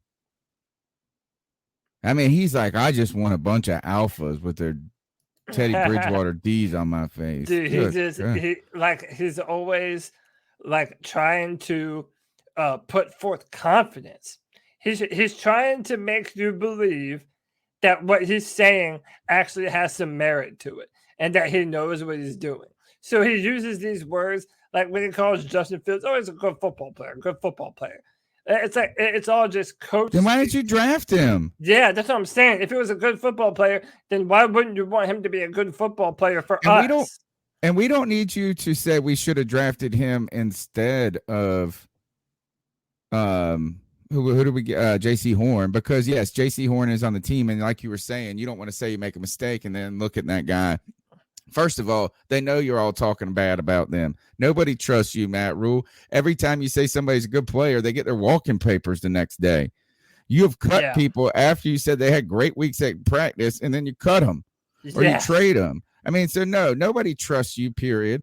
And all the things is that you go and say this is like you just told us 2 seconds earlier that your plan was to move with Teddy Bridgewater and forward like an Alex Smith and get your next quarterback. But what you didn't tell us, you also said, by the way, here, this dude's just like, I mean, it's lies. He's lying. He's where I don't know if that's the right. This is disinformation. You know what? This interview should be flagged by Facebook and Twitter as misleading information. Yeah, right? It's disinformation. What is that? Have a fact checker. It should pop up right below it and says all of this is fundamentally bullshit. Yeah, because he said, it's not like we passed up on. He cited Justin Fields. I mean, not Justin Fields, Justin Herbert. He said Herbert. He said Trevor Lawrence. He said Tua.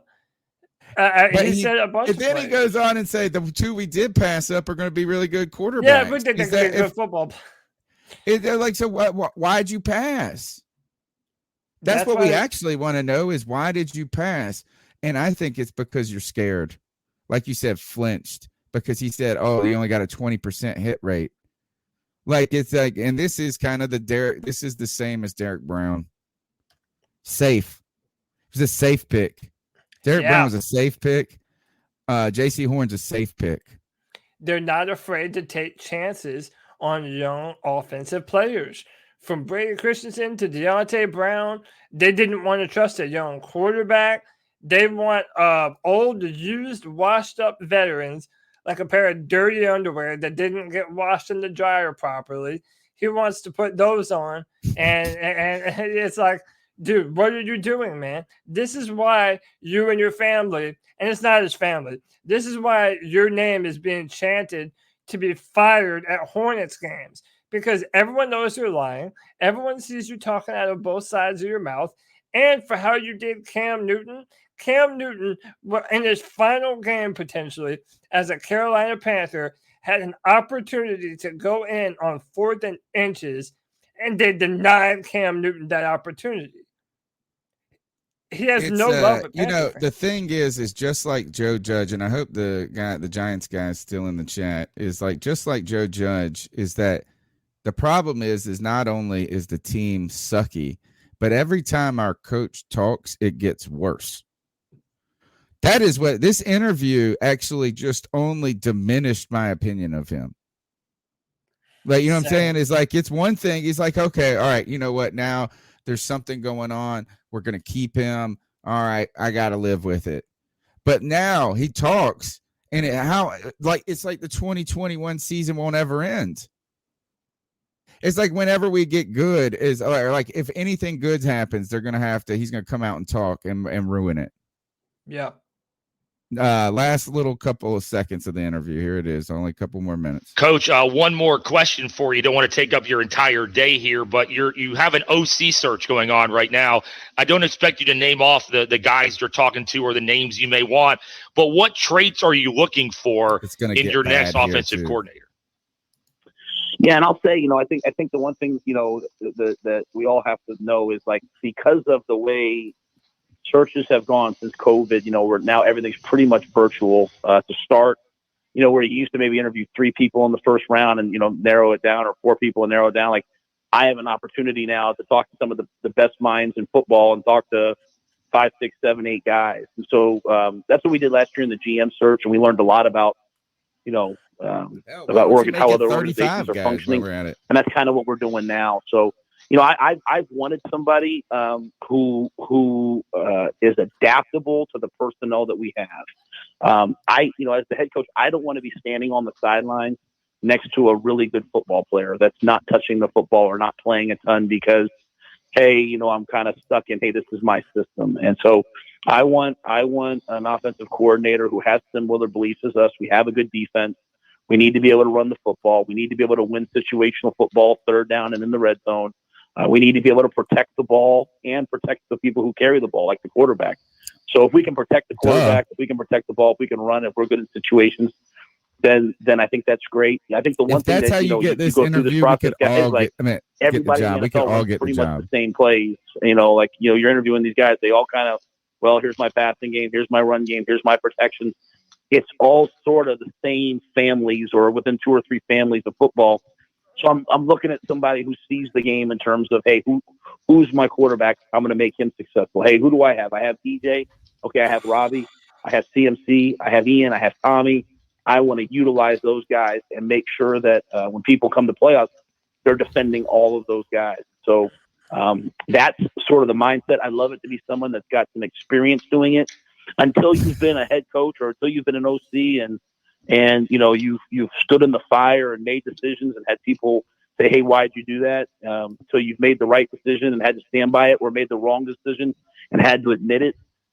It's really hard. And so for me, I'd love to have somebody that has that experience, but I'm also gonna talk to as many people as possible to get as many ideas as possible. So that's very generic, vanilla, but at the same time, I'm trying to find somebody that has experience, but also takes advantage of the personnel that we do have, not the things that we don't have.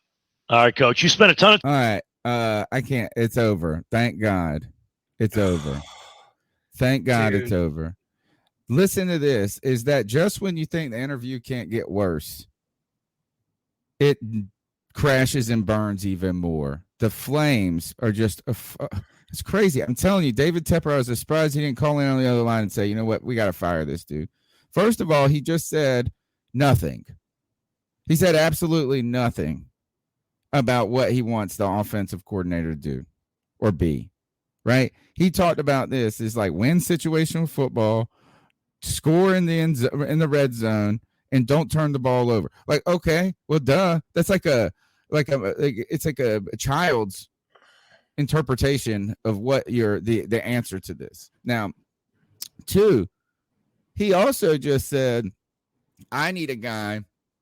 I would like the guy who's been in the fires, stood in the fire, had to take accountability for why they made that decision, why they didn't make that decision. He should add one more layer to that.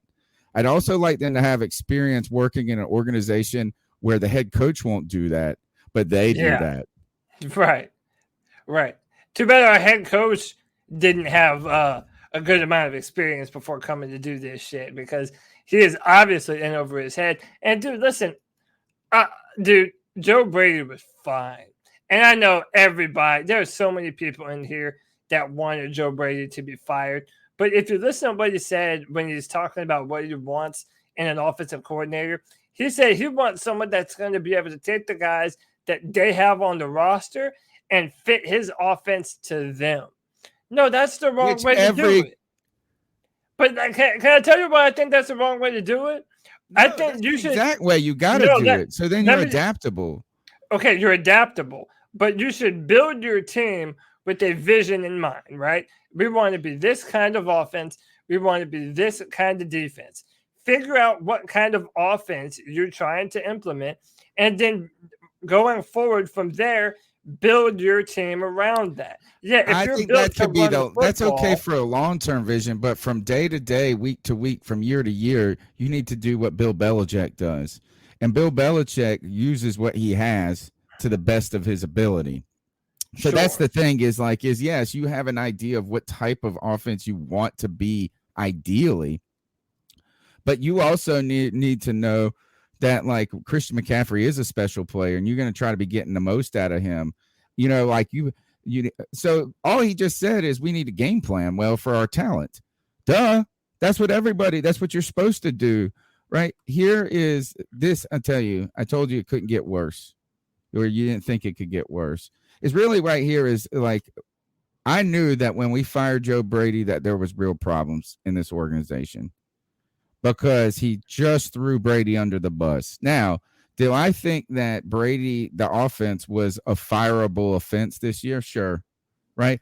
But I thought that as soon as we fired Brady, it was a signal that you didn't get it. You were like, there was problems deeper in the team, in the organization, because you flinched. The first sign of adversity, you blamed this guy's inexperience while you're an inexperienced head coach. Right. So here's the thing is that like firing Joe Brady, let Rhule live another week, maybe, but it didn't fix the problem, and the problem is above Joe Brady. So Joe Brady very well may have not been. He might have been a little in over his head, but it doesn't matter when the head coach is in over his head too.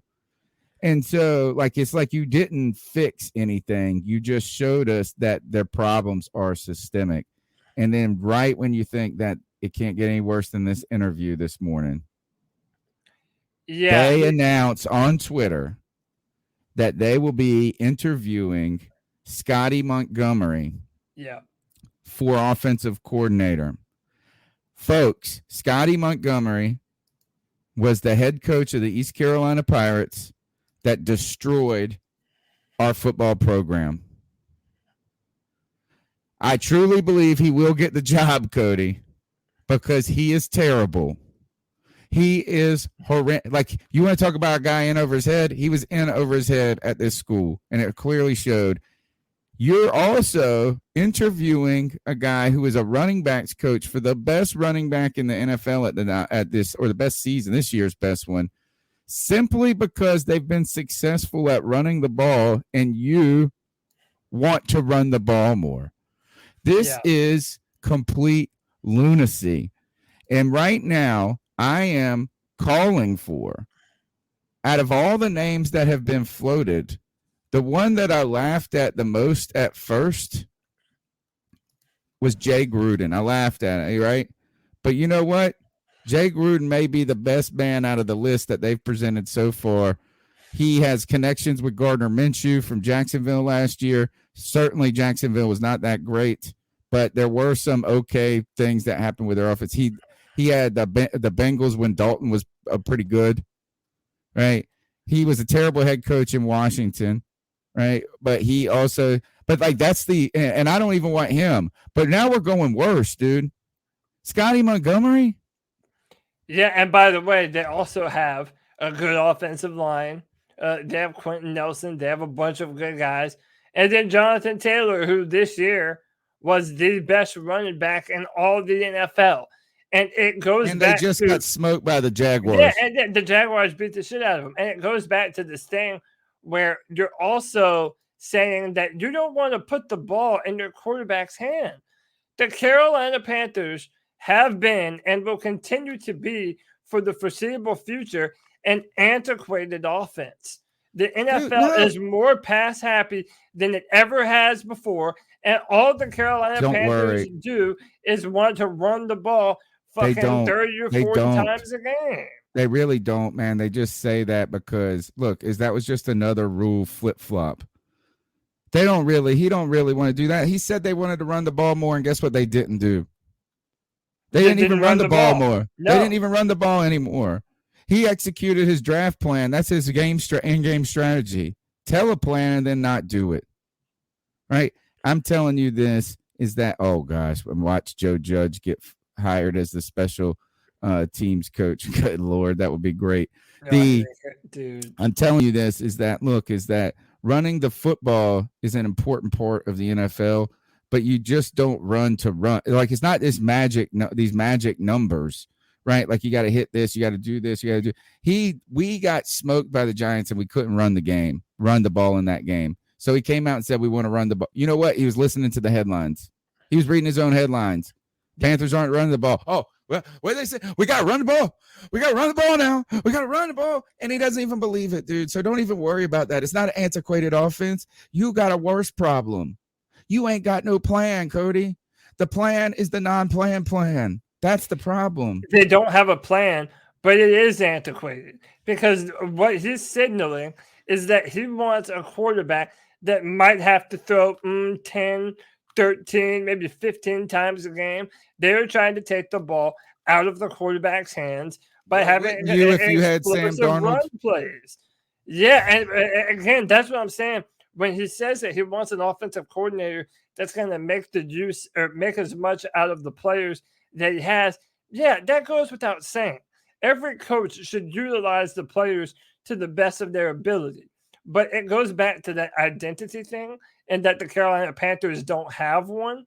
And the one that we're trying to adhere to is running the football. But, dude, you know what? We could have stuck with Ron Rivera and done literally all the same shit that we're doing right now. We would have been way better. We would have been way better at it. And look, it's not look, you can win. Mike Tomlin has won with that attitude, right? It's not a complete, is that the game is not as changed as people say it. I don't agree. It's like, I think if football is still football and you go win certain, we pass a lot more, but we play a lot. I mean, it's just different. It is different, but at the same time, like, you can win like that. I don't think he really has a true sense of what he wants to be, what we are, what he wants to be. No, not at all. And that's the thing, is that, like, if you want to be a smash mouth team, you didn't really build the team like that in the first place. If you truly wanted to be a smash mouth team like that and run, if you really wanted this, why'd you draft a corner over an offensive lineman? Yeah. Everything that he because says. Don't worry, Cody. Actually worry, because it's not the problem is the offensive scheme. The problem is the guy driving the car is a drunk.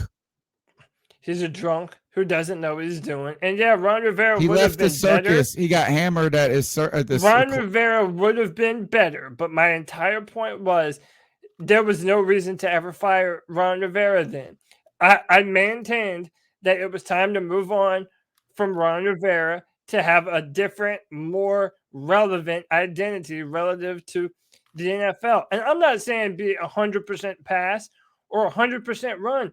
You can build an effective football team that can do both of those things well. But you have to build the team accordingly, and you have to have a vision for the kind of players that you want, the kind of talent that those players have, and the type of offensive and defensive scheme that you're employing. And Matt Rhule doesn't do any of those things well. None of them. All right. I think I've said everything I want to say about this. My last and final point about this, why I think Matt Rhule, I have no, like, my faith diminishes each moment. So I didn't know that my faith in Matt Rhule could diminish from Monday to today, but it did. Yeah. Right. I mean, like, you're not even playing football and you're getting worse. So what's going to happen next to diminish it even more? You know what I mean? Can it get lower than this? Yeah. I mean, I guess some of the hires that he makes are like ridiculous, like, and fearful. I worry. One is that in some ways, I think that, it can get worse. We can continue to see the power struggle between Scott Fitterer and Matt Rhule play out in the press and free agency and things like that. And if it continues to get worse, like in the back end structure, like of the relationship between owner, Tepper, Fitterer, and Rhule, is that then if it continues, their relationship continues to diminish, which it doesn't look like it's getting better at this point, is that then it would have been foolish to not move on from him now, right? Like, we got to see the right things happening to make that not the case. The other thing is, I don't think that it can happen.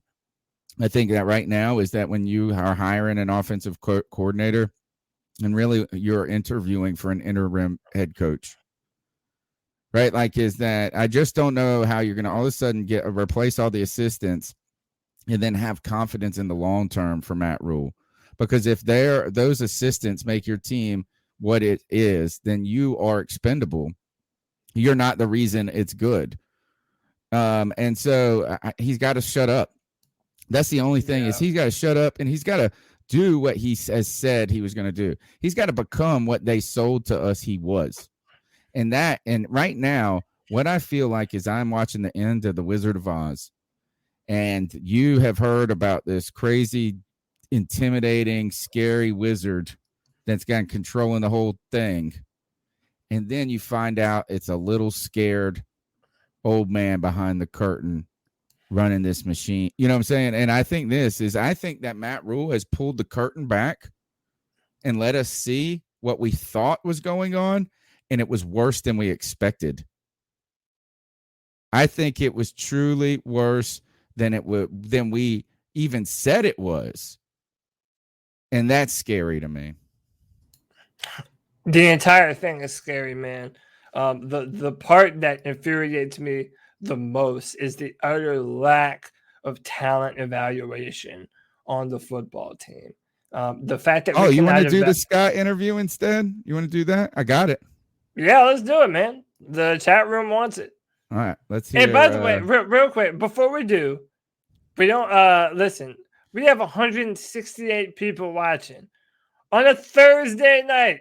On a Thursday night that I thought was a Wednesday. Hit the thumbs up for your boys reacting to these crazy Matt Rhule press conferences, man. They're very embarrassing. But look, we're going to come here and talk about it for y'all. And also, we've got some fans of some other teams in the chat room, man. We've got a Browns fan. We've had a Packers fan earlier. We had a Giants fan. Listen, if you appreciate the discussion, check us out. Hit the like and subscribe. We do this all the time, man. We have fun conversations. And, happy to be doing it with you guys in this incredible community we've got going on over here. I truly believe, I think Nugs plays is onto it right here. No clue how Tepper doesn't see it and hasn't pulled the plug. Yep. Right. Is that we're getting a peek behind the curtain, and it's worse than we thought it was that it was. Like the idea that I don't know what, he said at some point that he has displayed confidence in. Like I'm trying to figure out what he has said to me that has exhibited anything that inspires any sort of confidence. If anything, I mean, it's one thing to not fire him, but I don't know right now why you should believe in him. There's no reason. He had this year to inspire some confidence, and he didn't do it. There were a number of things that he could have done to inspire some confidence and didn't do it. Even at the very end, when he could have done right by Cam Newton, who came back and injected all the excitement back into this dead season, and you couldn't even do right by Cam Newton then. There is no reason for any fan to have faith in Matt Rhule. I tell you one thing is you can't win games and you can't win press conferences. I'm starting to wonder if you can win anything. You win a game of Chutes and Ladders? I don't know. We'll see. All right, let's go see what Scott Fitterer had to say. And we hope that he can come back in 2022. Get ready for the show today. There were 2 or 3 people saying, "Oh, look at this, David NZ." As a tough question or not, but I'll ask it. Is this team in order on the show, Raleigh NZ?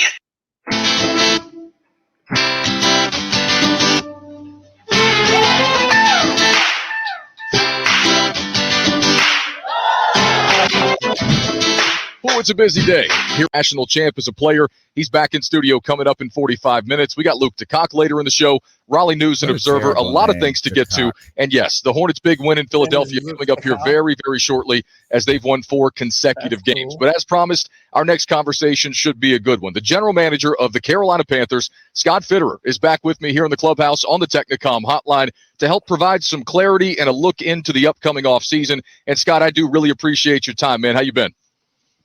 Doing great. How you doing, Kyle? All right. This struck me. This is the one thing I've hated about Fitterer and Rhule at this point is that they both have said they're great. I'm sorry. Like Scott Fitterer was laughing and smiling when he started his press conference on Monday. And I don't know how anything could be laughy and smiley right now. It reminds me of Derek Anderson laughing when they were getting smoked when he was an Arizona Cardinal. I know that this is convention to say, fine, thanks for asking or something, but nose to the grindstone would have been a better answer than this. Great. Okay. Sorry. Good. I'm good. It's good to have you back. And look, I liked a lot of things you had to say on the podium a couple of days ago and hoping to expand on a little bit of that. But let's start kind of broadly here. And I don't know if this qualifies as a tough question or not, but I'll ask it. Is this team, an organization, a roster right now in a worse position today than it was at the beginning of the season? No, I think we know exactly what we need to do to fix some of the problems that we had this year. Mainly that's up front, both sides of the line. But I really like the guys we have here. I was excited about the players coming into the year. Just through different things that happened throughout the season, different injuries. The season didn't go the way we wanted. We're 5-12, and that's not good enough. But I do like the guys we have here. We definitely have a lot of work to do. And the good part, we're sitting back this week and evaluating and figuring out which way we need to go and how we're going to do it. So I know those players and the coaching staff, every time they take the field on Sunday, they're looking to win. But I guess my question is, at any point in the back quarter of the season, back third of the season, when things really started to take a turn, was there any sort of shift internally in terms of looking toward the offseason and less about trying to make a playoff push? No, it was just about each week. One thing about Matt Rhule is he stressed each week, let's get better. Let's fix what we need to fix. Let's identify our issues and move forward. Hey guys, let's just get better. We quit talking about playoffs. That was the one thing we didn't want to talk about. We just wanted to talk about what do we need to get, what do we need to do to get right. You talked about it, and it was frustrating. We had a long stretch of games where we just didn't win. We played good for small periods, but we were just not consistent enough during the games throughout and finishing the season. And we know why. And so we're going to go about this offseason addressing that and fixing those issues. Scott Fitterer, Panthers general manager. He's with us on the Technicom hotline. All right, those issues. Let's start with that because the offseason coming up is big, and you just said it. You've got things you can do to drastically improve this roster. Does it start up front? I mean, you said that a couple of days ago, but is that your top priority regardless of what else goes on? You've got to rebuild this offensive line. Yeah, absolutely. It starts up front. That's the backbone of our team. And really, it's going to be both sides of the line, offense and defense. And like I said the other day in the press conference, we just can't be blind to other parts of our team, always trying to fix just one spot each year. We need to, there's things we need to address on defense as well, but our priority is definitely up front on that offensive line. We need to stabilize that, and that's going to help the quarterback, and that's going to help our offense be consistent. All right, now in terms of how you go about doing that, you've got a top 6 pick right now coming up in the spring, but as everyone knows, second and third round picks absent at the moment, and those are pretty valuable picks. How do you manage that in terms of rebuilding the offensive line, addressing your needs with right now anyway limited draft capital? Yeah, so right now, all of our evaluations are in throughout the season. We're going to build our free agent board and our draft board, and we're going to figure out, hey, where's the value at in this draft? Are we going to stay at 6 and take an elite, player at that position, or can we trade back and pick up picks? And if we can trade back, if there's some players back behind us between 10, 12, 15, we'll do that. We'll pick up a second, third round pick. If not, if there's an elite player there in number 6, and we think that can be a franchise player, we're not going to drop out of a value just to pick up picks. We were going to take a great player, nothing at there, all. and he can be a franchise piece moving forward for us. I love that. Now, I know you can't talk specific players with me, but there's a guy like Evan Neal that comes to mind that Why can't you talk specific players? The rule against it? No, but you won't talk. To me, didn't he just say nothing at all? Like he said, oh, yeah, well, we might look to find a scenario to be able to trade back if we can, but also if there's a good player there that we're going to take him. He literally didn't say anything at all. I doubt it. And I like Kyle Bailey, but I don't know if he's going to ask this question. It would have been my first question, I think. And that is, what was the decision to keep Matt Rhule? What was the mindset behind that as we see all these other coaches getting fired at the same time? Oh, that would have been a good one. Because that is the question. Tell us why. Just tell us why. Yeah. I mean, and he could say, well, it's not my decision. Yeah, I mean, that's what we want to know. Like, maybe how he much would say power what does Matt Fitterer Rhule have? said. Remember, it's not me up in the ivory tower making decisions. I Yeah. didn't get what I want. God. Yeah. All right, here we go. Having a really hard time passing up on. And again, I know you can't talk about specific players, but let's say a situation like that plays out. There's an elite player there at 6. Well, you've got your elite player, but still no more picks left in, let's say, the top 100. Is there still a means to get some of those back, even if you stay with the number 6 pick? Yes, there's always means. If you can get a great player at 6, we will do that. There are other ways, to pick up picks. We can always move players around and, see what's out there. League wide, there's free agency, and trade Sam this Darnold. year in the draft, it's not just about the first, second, and third round. There are a ton of players in this year's draft. And when you go down through it, guys that are in the 6th round this year would probably be in the 4th round. And in previous seasons just based on numbers alone. I know our scouts are really excited. I see the grades come in. There are options. Obviously, trading back from 6 would create, make life a lot easier for us. But we're not going to pass on a really good player at 6 if someone's there. So, I mean, I think the offensive line, first of all, you came into and took the reins of an organization that I'm sure you became very aware very quickly has not exactly invested a ton in the offensive line over the past several years. All due respect to everybody that was there before you, but from Brady Christensen and Deontay Brown this year to the conversation today about Rashawn Slater that Matt Rhule answered for this morning too. Can you shed some light on your evaluation process for offensive linemen? Not only because I'm interested, but because it seems like those guys are harder to find in this day and age. They are harder to find. Coming out of spread offense in college, no one's been a 3-point staff. Guys aren't firing off the ball and moving guys. So it gets a little bit more difficult that way. I think one thing we need to do, first off, is identify who our offensive coordinator is going to be and what style of play are we going to be. What's our identity? Are we a zone scheme? Are we a man scheme? And once we know what that is, we'll be able to take the players on our draft board and fit them to our team. And so it's going to be a long process, but I think we need to figure out what the OC search looks like and where we're going that way. Scott Fitterer, Panthers general manager. He's with us on the Technicom hotline. You were asked on, I think it was Monday maybe, about the quarterback class coming up. And I know you mentioned or referenced Kenny Pickett from Pitt, who you got a firsthand look at there at Bank of America Stadium. I believe somebody hit you with a follow-up question where you said, hey, he does check all the boxes, but we've got some work to do. What is your overall opinion of this quarterback draft class? And, I guess relative to what we're hearing nationally about it not being as good a class, can you still find a guy there as the Panthers or anybody else? What are your thoughts? Yeah, it's a good class. It's not a great class.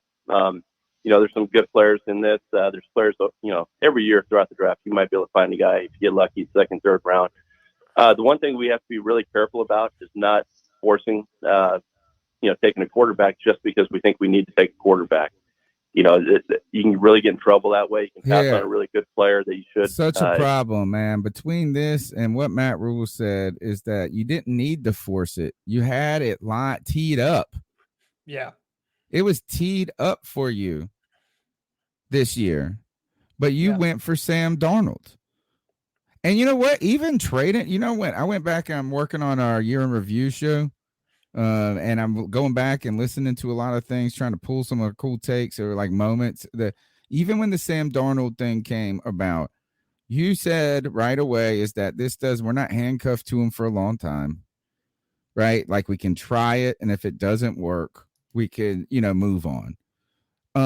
And on top of that, we also continued to say that just because we traded for Sam Darnold does not exclude us from taking a quarterback in the draft as well.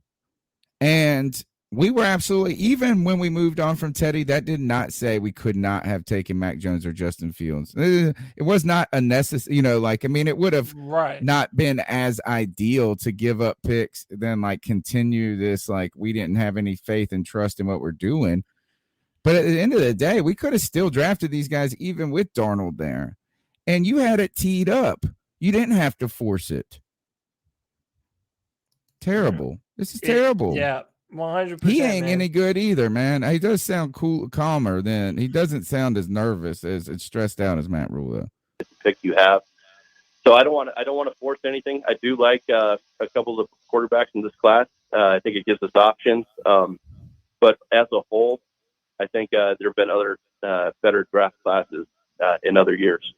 Now, before we get to the established quarterbacks on your roster, by the way, I've heard from people that, hey, this would be a good year to take a quarterback in the second. I would never say that. I would never say that this is not a good year for quarterbacks because inevitably, because he said that, there's going to be some fucking Hall of Fame quarterback that we're going to end up passing on because, it wasn't a good quarterback draft. Dude, you just need to evaluate every single position and every single player for what they are. They're drafting Pickett. I think this right away. He's trying to douse the fires of intrigue. Carolina's not interested in a quarterback. They don't like this class, and then they're going to force it and draft Pickett anyway. Maybe. I don't know if he's worth a 6th round pick, but Continue. A 6th round pick. Or a 6th rather pick in the draft. Oh, yes, overall 6. Well, guess what? Is if it's the wrong move, we're bound to make it. Yeah. Or 3rd round, and Sure. get a guy, take a flyer on a guy who is talented, but maybe not chase him with a 1st round pick. You mentioned a trade back there a couple of minutes ago. Is that a scenario that might play out as well, where you trade back a little bit, you get your left tackle, and then you start quarterback hunting? Yeah, you can definitely do that. Again, you have to be flexible on draft day. So you have to be able to read the board and put yourself in position to get those guys. But that would definitely be an option, and it'd be a cost-efficient option to draft someone rather than go out and sign another high-priced quarterback. All right, fair enough. Now, as far as the existing quarterback situation goes, Scott, is it fair to say that you need to stabilize that position this offseason and maybe have more than just Sam Darnold coming back next year? Yeah, I think that's fair.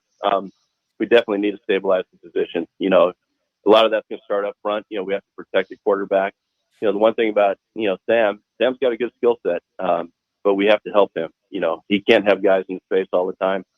So if when we go into the year, whether it's, Cam, whether we go out and trade for a quarterback, whether we draft one, we're going to do something at the position at some point here because we do need to stabilize this position, get consistent play out of this position. Well, and look, you're aware. All you guys are aware of what we say, of what people say, and you know that the criticism's there. That the problem. He just said that they're going to go get a quarterback now. Yeah, they're either going to get a free agent or they're going to draft one. It's a disaster. And they're just signaling to everyone, like they're shouting to the world that they don't know what they're doing. They honestly need to get the fuck off the microphone. I know. I'm not inspired with confidence here either.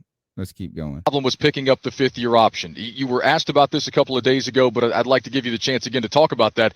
Explain that decision to pick up the 5th-year option and what decisions or options you were facing in making that determination.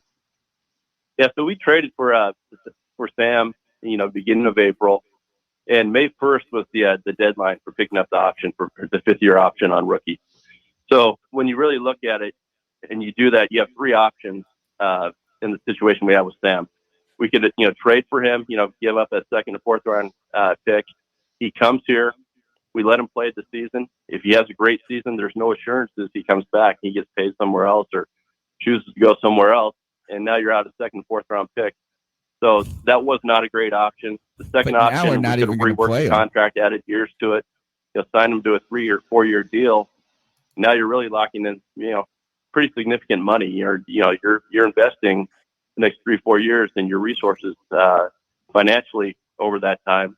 Or you have the 3rd year option where he comes here and he plays this year at $4.7 million. Next year he's going to be at 18 plus on the option year, and you have 2 years to evaluate and see if he's going to be your guy. And at that point we had to make a decision. We couldn't wait to see what he looks like in OTAs. We couldn't wait to let him play 3-4 games this year. We had to make a decision by May 1st.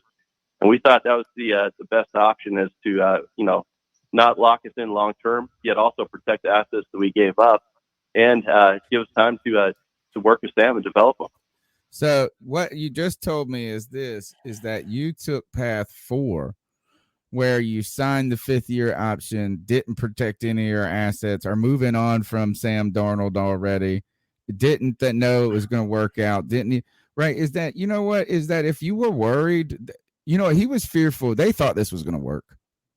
They thought they had outsmarted everybody and this was going to work, because they were like, oh, we're going to back our bet right here. Like if you're playing blackjack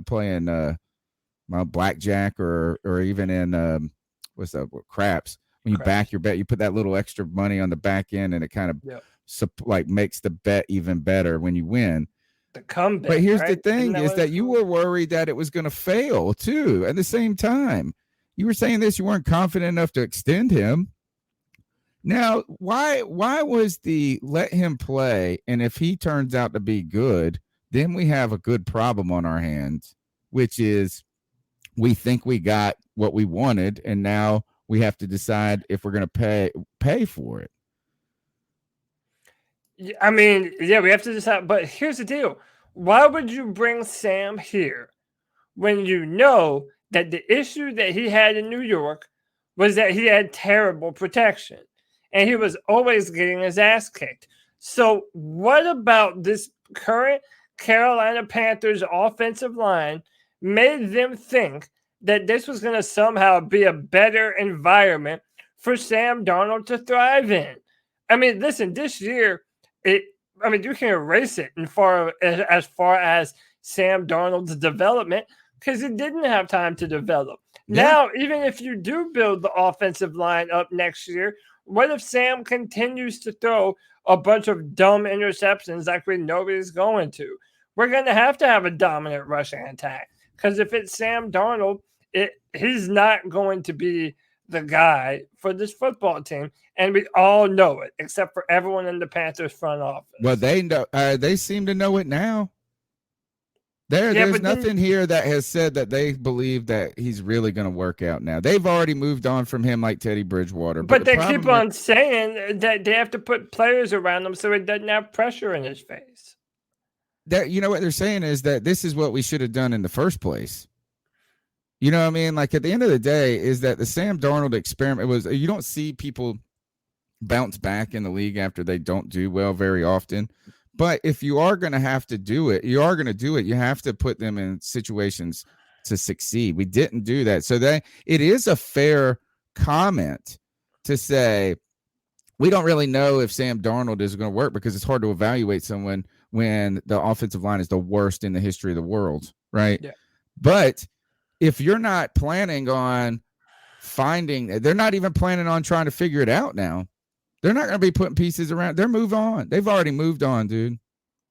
He's already told us we're an overdraft pick it now. There it goes. Scott, a couple quick things. I'll let you go. And with that said, Cam Newton came back. You had some, I thought, really great and interesting comments a couple of days ago about what you've learned about Cam since his return. And a lot of folks would like to know, probably Cam himself, if there's a role for him next year on this team and whether or not he can still help you. What's your perspective on that? Yeah, we're evaluating that position, but I did have a chance to talk to Cam, and we just told him straightforward, hey, if we can find a role that fits for us, a role that fits for you, and it works out, we'd love to have Cam back. I've said this several times to different people. What is that? Like quarterbacks coach? I love the guy. He came in the building every day and had so much energy. He's got so much charisma and presence to him. And he would come in hard days, after a loss, and just you'd see him down in the cafeteria, and he just lifted everybody. So you always have room on a roster for someone like Cam, just the special person that he is. We just have to make sure we find a place that works for him, works for us. I told him, we had a little, probably 15-minute talk the other day on Monday. I want to sit down face to face. I know Coach Rhule does as well, and let's talk this out. Let's see how this fits. Where's it fit role-wise? Where's it fit financially? And what is that? Can we make this work going forward? But we're very open to having Cam back. I'd love to have him. They want to have him on the roster, but they don't want him to play. Yeah. They have him on the roster and they don't want him to play. Played Sam Darnold over him. Yeah. And this is the stupidest answer. I don't like this answer. It's like we got to find a role. You don't believe in him. You just say this is that that's what you've told us.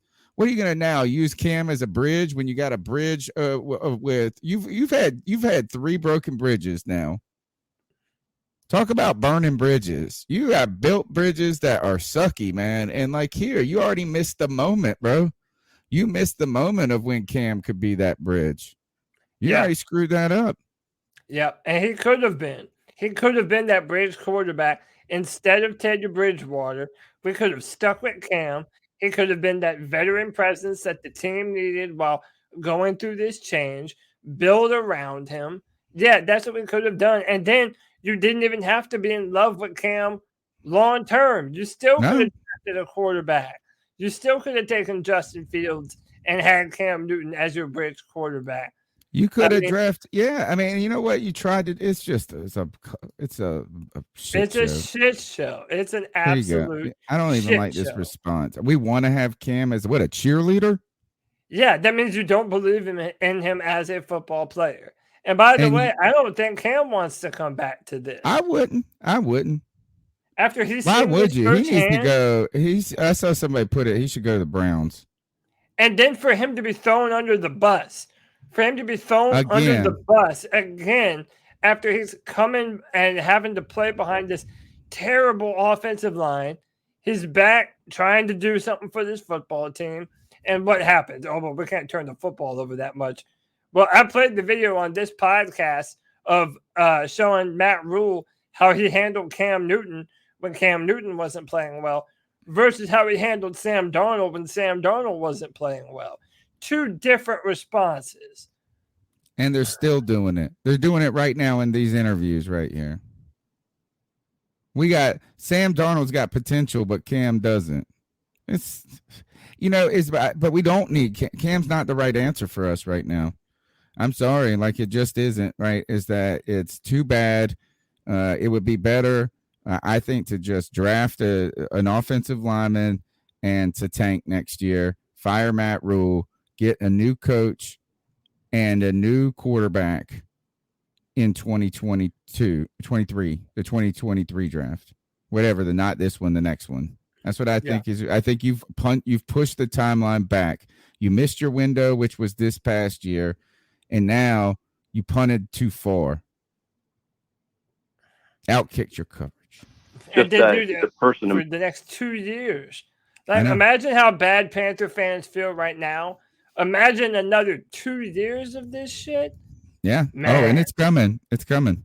Himself in this building, and then as well as the football player. Do you have the means and the flexibility right now to pursue a veteran quarterback this offseason if that market presents itself? You can always be creative. We have Samir Suleiman, who's really good at working the cap. You can do some, you can rework a contract, spread money out, maybe give him a bonus up front, knock down the P5, and add money to other years. So you can do things to make it work. It's difficult, especially with, the amount of free agents we have coming up. We have some really good players whose contracts are up, and we're going to have to make some tough decisions. But yes, if we get creative and we, these are guys that we decide we want back, they add value to our team. They're the ones that can help us win. We'll make it work. All right, so so much offensive talk. We know that the bulk of the effort's going to be on that side, but I don't think the defense is a finished product. I think it's safe to say you could probably use another piece or two. With what you have available at your disposal, what are you seeking to continue to grow and improve that defense? Well, I think what we need to do on defense is our defensive line has to be more physical on the edges. We need to get that defensive end or 5 tech that can really set that edge in the run game. The 285-pound guy that plays physical. When teams start to run the ball against us, we can stand in there. We're a team that's built right now to rush the quarterback. We have, explosive athletes on the edges. We have speed, but we don't have a lot of physicality and toughness on that edge. So that's one area we need to add. Middle linebacker would be nice to add a stout guy in the middle, and then basically a playmaker on the back end. Someone with speed at safety. Play over the top. It'll allow Jeremy Chin to drop down in the box, and someone that's really smart back there. Someone that's a great communicator. Everything I've said that we needed. Yeah, okay, sure, but at the same time, do you know that all they're trying to do is address defense now? Like, at the end of the day, like, you have just lifted up 3 wants and desires for this team, but you couldn't say that you needed to get a better. Like, they're blind. Like, everything is about the offensive line. This defense, they said, was good enough to win if we had a better offense. So the idea that the imperative has to, yes, you got to continue to add horses to the stable of the defense. I understand that. But if we go and draft a damn middle linebacker at 6, you know what I'm saying? Like, this is like, they're going to do some stupid shit like that. And you know what, Tony? We've spent the past 2 drafts pretty heavily on defense. Yes. And now we don't even have a lot of draft picks to be able to get all these players that you say that we need. And Tony, that's what makes me think, like, especially knowing Fitterer, dude, I don't think there's any way we stay put at 10 or 6. I honestly think they're looking at this position or at the football team thinking that we need a lot of players. And I think Fitterer is going to try and trade back, man, because if you listen to what he just said, there's too many holes to fill. Okay, you need 3 offensive line positions. You need a quarterback. You need a brand new Mike linebacker. You need a brand new free safety. You need more physicality on the edges, which is apparent to everyone. Like, how are you planning to address all of these issues when you don't even have a ton of money to even be doing that? It's worse than we thought it was, and the Sam Darnold trade gave away the assets that were needed to continue to build this. They said they're going to do this the right way. They want to have a conversation with Cam and do it the right way. We want to build this team the right way. And they are they're doing every possible thing you could say the wrong way. And the idea is, and you know what? Now it's so blatant they want to trade back, they ain't even going to get a good deal. No. They're going to get fleeced. They're going to get like a second for their pick. Yeah, I mean, they've been getting fleeced on trades. And then also, speaking about that very issue, we have all these holes to fill, and yet we don't have a lot of means to do it. They put out this chart, and you can see where each different sector of the chart is, did your team do good this year, and do they have good resources moving forward? Well, the Panthers are at the very bottom left. They were not a good team in 2021, and they do not have a lot of off-season resources to be able to build it back up and fix this, man. We're blowing up and tanking the wrong year. Yeah. They need to just listen to this show. They need to listen to this show, man. Last year, what we say, this was not the year to win. Yes, because there were so many good quarterbacks last year. And even when but it wasn't but then how about this? Is that like they have sacrificed the future for today at every turn? Yeah. At every turn. And you know what I'm saying? It's just not the way. Even without tanking, we haven't even done a good job of just building incrementally at this point. Tough scenario. Let's see if there's any more. So I think those are areas that we need to address. And so there are a lot of areas that we could really work with, but defense end, linebacker, and safety are where we want to go. All right. So how important is it, Scott? I'll let you go on this with the offensive coordinator hire that we know is coming, and you talked about a couple of days ago. How important is it to get that done and get those folks in the building before the draft and maybe free agency to make some collective decisions, to know philosophically what you're doing on offense? How important is it to get that done and maybe, get that behind you so you can proceed with more of your work this offseason? Yeah, it's very important. It gives us direction. We need to know what we're doing offensively. What type of lineman are we going to use? Do we need a bigger running back? What can we do with the quarterback in this offense? And really, so there's so much the best to learn. quarterback and running back in the league. That doesn't slow us down on our evaluation processes that we have now. But once the OC comes in, then we'll figure out the fit for these players that we've evaluated and how they I hear where we take them, how they fit us going forward. Scott, I appreciate you, man. You spent a lot of time with us here answering a lot of questions right there. Thank you for doing. I hear blow up. I hear tank. I hear maybe the reason they're not firing Matt Rhule is because they know that is not going to go well. And you might as well just let him be the sacrifice next year and tank. Because you just told, and think about this. What if you're Brian Burns and Hassan Reddick and you're hearing them say this? Yeah, that they need to be more physical on the edges. Right, and that you no paycheck coming for you guys. Right. So, all right, bam. You're already all right, Brian. Like you're moving on from so that you watch Brian Burns get traded. That's what's going to happen. Dude, the one thing that I'm confident in saying, and I've already said this, Matt Rhule is going to get fired in the middle of the year next year. Because David Tepper, his nickname around these parts is Mr. Day Late Dollar Short. And that's what he's done for every decision that he's had to make. He's been a day late, dollar short. If we were going to tank for a quarterback, we should have done it last year when we had the ability to. No, you don't tank on the field, but from an organizational standpoint, you should have been trading away players and trying to get picks and value for them. And the Panthers didn't do it. And you're right, Tony. You could have used this year to even continue that process of building assets. Instead, you gave them away. And you even got bailed out in this draft and teed up with a quarterback opportunity. You didn't take it. Yeah, and didn't take it, man. And I maintain, again, the biggest asterisk next to this season is that it did not have to be this bad. It did not have to be this bad. If the offensive line was managed even marginally better than it was this year, that's another 2 or 3 games that I think we're able to pull off a victory. All right, you've heard them, the disasters of interviews that have happened, and I would say the only reason Scott Fitterer's wasn't bad is because Matt Rhule's was the worst. Like, I didn't even like what Scott Fitterer had to say, and what I mean is that, again, we've pulled back the curtain and seen a burning fire. You know, it's like you come home from vacation and you left the kids alone, and you come home and it's way worse than you even expected. And you had poor expectations. I'm telling you, it's a disaster right now. There's a power struggle happening between Matt Rhule and Fitterer. You can already see it. And, man, they're turning on their players at this point. He just called out. The GM just said, I mean, I don't know. Right now, and you know what they also said is that we're going to let the offensive coordinator dictate our future.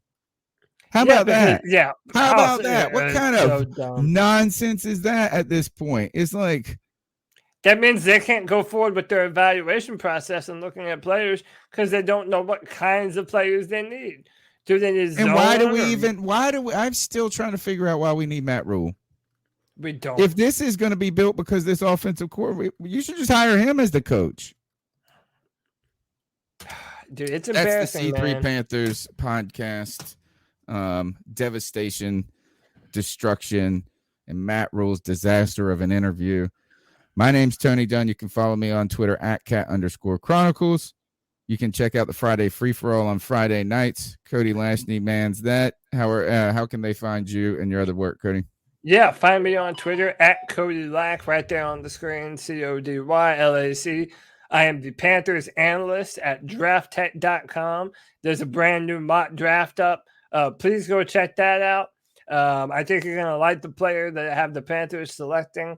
And then tomorrow, we do the Friday free-for-all at 7 p.m., and you can join the show. Just like me and Tony are on here now, tomorrow you can be on the show. I post the link to the StreamYard in the chat box and in the description below, and literally anyone can come hang out and be a part of the podcast and talk about the Panthers and, just have a good time, man. Join the cult of Friday free-for-all tomorrow at 7 p.m. Be there, be square.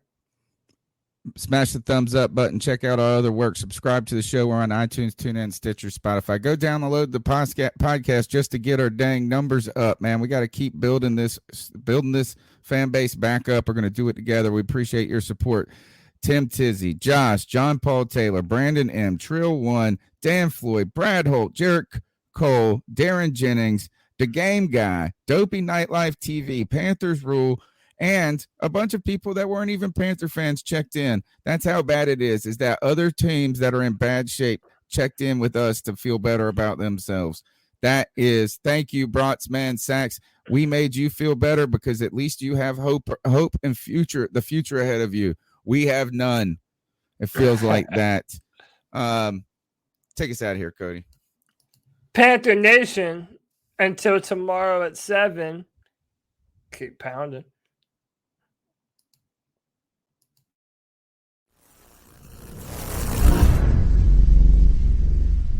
Looking for a fun way to win up to 25 times your money this basketball season? Test your skills on Prize Picks, the most exciting way to play daily fantasy sports. Just select 2 or more players, pick more or less on their projected stats, and place your entry. You could turn $10 into $250. Right now, Prize Picks will match your first deposit up to $100. Just visit prizepicks.com/fan and use code FAN. That's code FAN at prizepicks.com/fan. Must be present in certain states. Visit prizepicks.com for restrictions and details.